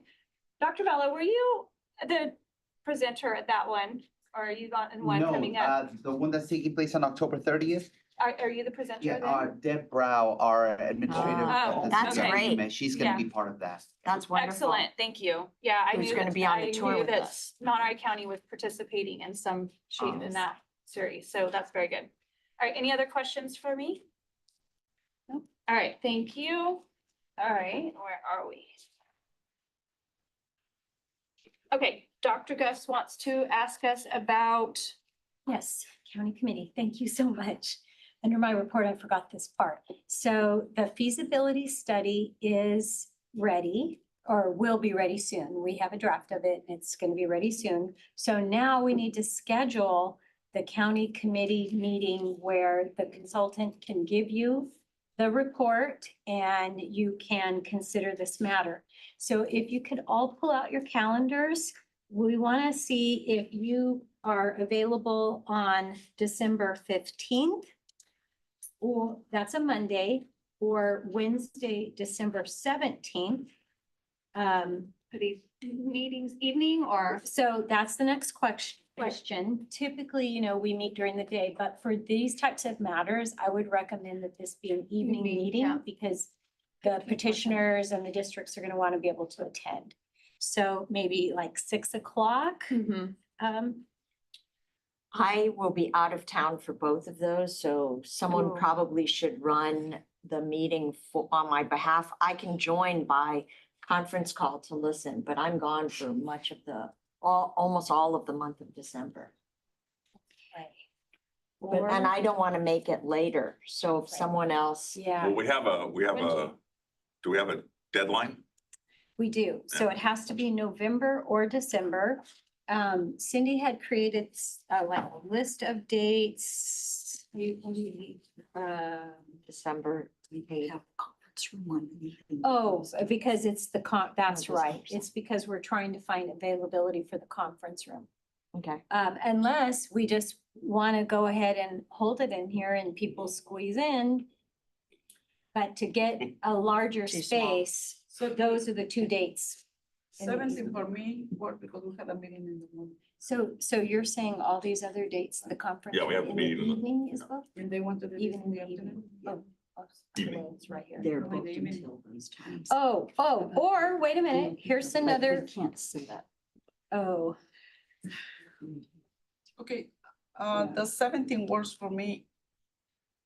well, wait a minute, here's another one, if I'm reading this correctly. December. This one that says till 5, booked until 5. Yeah. Is that December 10th? That doesn't help a net, I mean. Okay. I'm gone from the 8th, Oh, dang. so it, So there's nothing available in November? Not for me. In November, in the evening, the problem, or unless we make the meeting later, because on Friday, November 21st, A and B, we can't get in there until 6. Say the 19th. No, the Friday, the 21st. Oh, wait, the 21st? No, I can't tell. This says the 19th, but I don't know if A and B is available. Are you? Just check on that you gave me my calendar. You know, it's gonna be really hard to schedule everyone, but I would recommend that we have the chair there. chair, I know, I Yes, think that's why I'm saying this. Okay, What okay, date do you so have to run if the we're meeting? looking at Wednesday, November 19th, what does that mean? O'Reilly? I started to put who has it booked so that we could Oh, possibly okay. remove it. Okay, That's so you're saying on Wednesday, November 19th, it's booked all the way till 10 p.m. that night? 2:30 to 10, yes. Okay, so But that we- date doesn't work. unless we- So we cannot The work it out 20th? on the 17th? Wait, one more. November 20th? What's of the availability of the time? You want me to look in the boardroom, November 20th, let me No, look. I mean, in the, in in the A and AV, B. let me look. Sorry, November. trying to get a 20th. date. I'm in the meeting room manager now. November 20th, 2025. Claire has it booked for Spanish Collaborative. Again, all the way till 10 at night? And it's all the way until Who's that vice chair? 4:30. And then Sandra. there's this literacy Very good job. storytelling that's Definitely. until You can. 5:30, looks like. But we could do 5:30 or 6. Can we do Yes, 6? just setting up. Oh, okay, 6 or 6. if we can do, if November 20th works for all of you, and we could do it at what, 6? 6. 6, you want to do 6:30? 6:30? I think we could do 6. Maybe We 6. just run You in think there, we could right? still do I 6? think so. Okay, we'll try 6, but I just want to warn you when we send them. November It's a 20th. Thursday. It's a Thursday, Yeah. so that's a no Tuesday, Thursdays do not work for me. for you In the evening. in the evening. Okay. So what was Friday, the 21st? Okay, Friday, the 21st? For me. That works for me. Not a good day for you, Mary? No. 21st. So is that's, booked. that's, Okay. First doesn't. All the other dates work. okay, what about the 17th that you Everybody mentioned? can attend. Right, but I'm not gonna be there and I'm the chair. What time are Can we she run looking the at? meeting for That's you? fine. Like 6 or later? 6, yeah, 6 is a good time. As It's vice too chair? early for the 21st. Their meeting Oh, ends at 6. Annette, Yeah, can she as vice chair? she can could the run meeting? it. I mean, Yeah. I mean, we could You can decide on it, you know, Yeah, if you. it's up to you.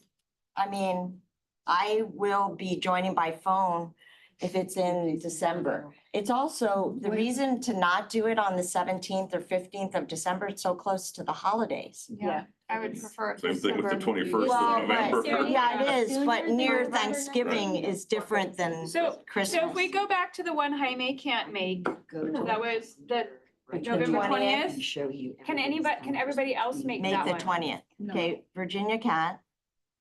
Who else? Can you make the 20th? Yes. Son? Mary, can you make November 20? Yes, she said I yes. can. Yeah. You and I cannot meet. No. Okay, She didn't so want that to means see the Jaime reality of the and can't Virginia, Well, so what- two what are is- not making it. So the only reason why we cannot have it on the 17th is because you are not available? Mhm. But isn't she as vice chair can handle the meeting? Yeah, Whatever you all want to do. we're just trying to figure out a date Because that way, where you're the most available, people. Jaime, right? Are you On the available on the 17th, Jaime? November 17th? No, December. December 17th. December 17th. It's a Wednesday. It's a The day Wednesday. of the meeting. It's a Wednesday, yes. Okay, so we are three here. And give me 1 second. It might be good to pick 1 or 2 days because we still need to check with Christy White to make sure she's available. And the later we go into December, she wasn't going to be available. That's why November. I mean, she's probably the most important. She is. Yeah. Yeah, and, you know, although to complicate things, we will be voting. And so having as many members here as possible Okay, is important. so that's the day we vote on this particular, on the Washington Union Spreckles. Right, Yes. right. So if I can, Christy White will go through all 9 of her recommendations. Mhm. All 9 are an action item. She will make a presentation. There will be public comment, and then we finally get to talk. But then we vote on each one of the 9. And then at the end, we vote on the petition in its entirety. I got that right, Dr. Gus? That's correct. Yes, so, you know, the more members we have, the better, because you have to have 4 votes. Yeah. You know, Yes. on any of them. Actually, you're right, John. The more that we have available to be present. His has to be done before January? November, it has to be done in November or I think December. January 7th was the official deadline. I'd have to go back and count the actual days, but there is a. November 7th. January 7th. January 7th. So December 17, we had 3 people here that can attend, so Can attend? we will be able to be there. So 3 people, what about you, Jen? Yeah, I prefer, if we're gonna go to December and she's not gonna be here, I think the 10th is better because it's not the week Earlier. before Christmas. Correct. But yeah, I could do either the 10th or the 17th. I can do any date anybody's talking about. Okay. I'm retired. 7th, yeah, you are. 17 for Yeah, me. but I also think we should have a plethora of dates to offer. Yes. So if you were to do it on the 17th, the only missing board member will be Annette, We'll be right? on it. And the You will 10th. be on the phone. I'll be on the 10th. phone. The only thing is that you will have to run the meeting. As long as, yeah, Yes. it's fine with me. I run meetings before, so this would not be the first one. The cookies and that's. Okay. That's fine. So the So- 17th? So can you 10th give or us 3 dates? 17th? Okay. The 10th will not work for Christy. She did verify that last Okay. night. Okay, 17th. Okay, 17th. 17 will do. 17th of what? December. The final meeting, December 17th. Yeah. At what time? Long day. Wednesday. Say 6 PM, you say? Yes. 6 PM. And then we're gonna now have to check with our 2 consultants and make sure, or at least one of them has to for sure be here. And then if that doesn't work for her, we'll get back to you. And where, shouldn't we- and where are we meeting? A and B, Big room. the big room. And shouldn't we do other than just one, from, just because the consultants are important too. I mean, it's Yes. good to have all the board members, but if our consultant can't present, that's gonna be important. Okay, will be possible for the consultant to present on Zoom? That's another We choice. don't, it's not about Zoom or not Zoom, it's about, is she at somebody else's board meeting on that same day? She might not be, we just have to check. Check, yeah. Okay. Okay, so that's December 17th we're holding. And then are we gonna look at the November dates just in case? Yes, let's do that. So we have a meeting on November 12th, but you're telling us that the big room is not available on November 12th. Hold on, she's gonna double check again.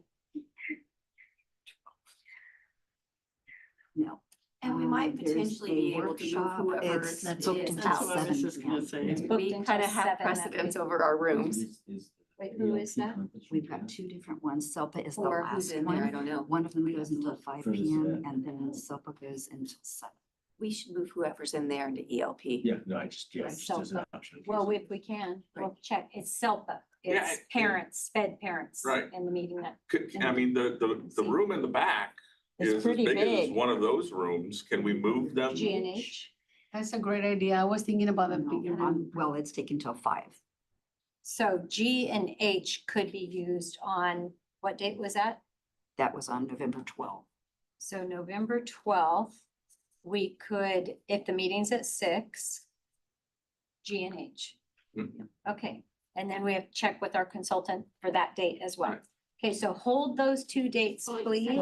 3 dates. November 12th Oh, November or 12th. December 17th. Okay. At the risk of sounding troublesome, you know, This is gonna be this is like trouble. one of the most important things that we do. Right. Yes. And I understand commitments made to people who have booked rooms and things like that, but from this board member's perspective, the priority should be that we get this room with as many board members and the consultants in as possible. And if we have to tell somebody they have to move or they have to change, I don't want to do that, but I think this is the priority, Yeah. my humble opinion. All right. Are we happy I'll with second our, your priority. are we happy with the meeting dates, Dr. Gus? Yeah, as long as our consultant can do them Okay. on those days. Okay. We weren't gonna hold the 19th We were gonna hold, of November, so we have 3 dates. We're only gonna hold the 2, the 12th of November and the 17th of December. is G and H available on the 19th? Correct. Okay, just for your information, I'm not available in November. Oh, The whole month. the is- whole month of the whole November? month is full. Oh, Oh, So we're down And one. I will be out of the country, so I cannot even say I can be on the phone for that. okay. So that's why I think that 17 is a better. okay. With exception, and then not be present physically, but you can be on the phone, right? I can be. I can't. Then we just have to confirm the room is available On the 17th. on the 17th. Yeah. And then we. Yeah, so We she's do saying have the room she's- available. Yeah, she's saying she's not available at all. I think we gotta keep in mind that this is a very, very important meeting that we're doing. It's not just a regular board meeting here. So we need to be totally rested and prepared for it and expect all this public coming in and give us that input. Right. So we can make the right decision. Yes. No regret. So that's my point. If the December 17th date, because looks like we're just down to that one now. If that one does not work for the consultant, here's what we're gonna do. We'll send out a doodle poll. Yeah. With every other date in December that the consultant's available, that we That's a good can idea. pick out somebody from a room. Yeah. You know, Yes. and we totally get it. We want to be able to serve our own first. I just don't know who's booked in the room. And if this is a conference, they've spent thousands of dollars Sure. advertising. It would not be cool for us to kick them out. Understood. And if I happen to be the one running the board meeting, I just follow the same protocol that Annette did on the last meeting. Oh, you I got was script reading and her everything. script. Yeah, you got Whatever everything. she's talking about is already written in this document. Yes. So We will for me, write. it's easy just to follow Yeah. through as well. Yes. Yeah. All right. You know? All right.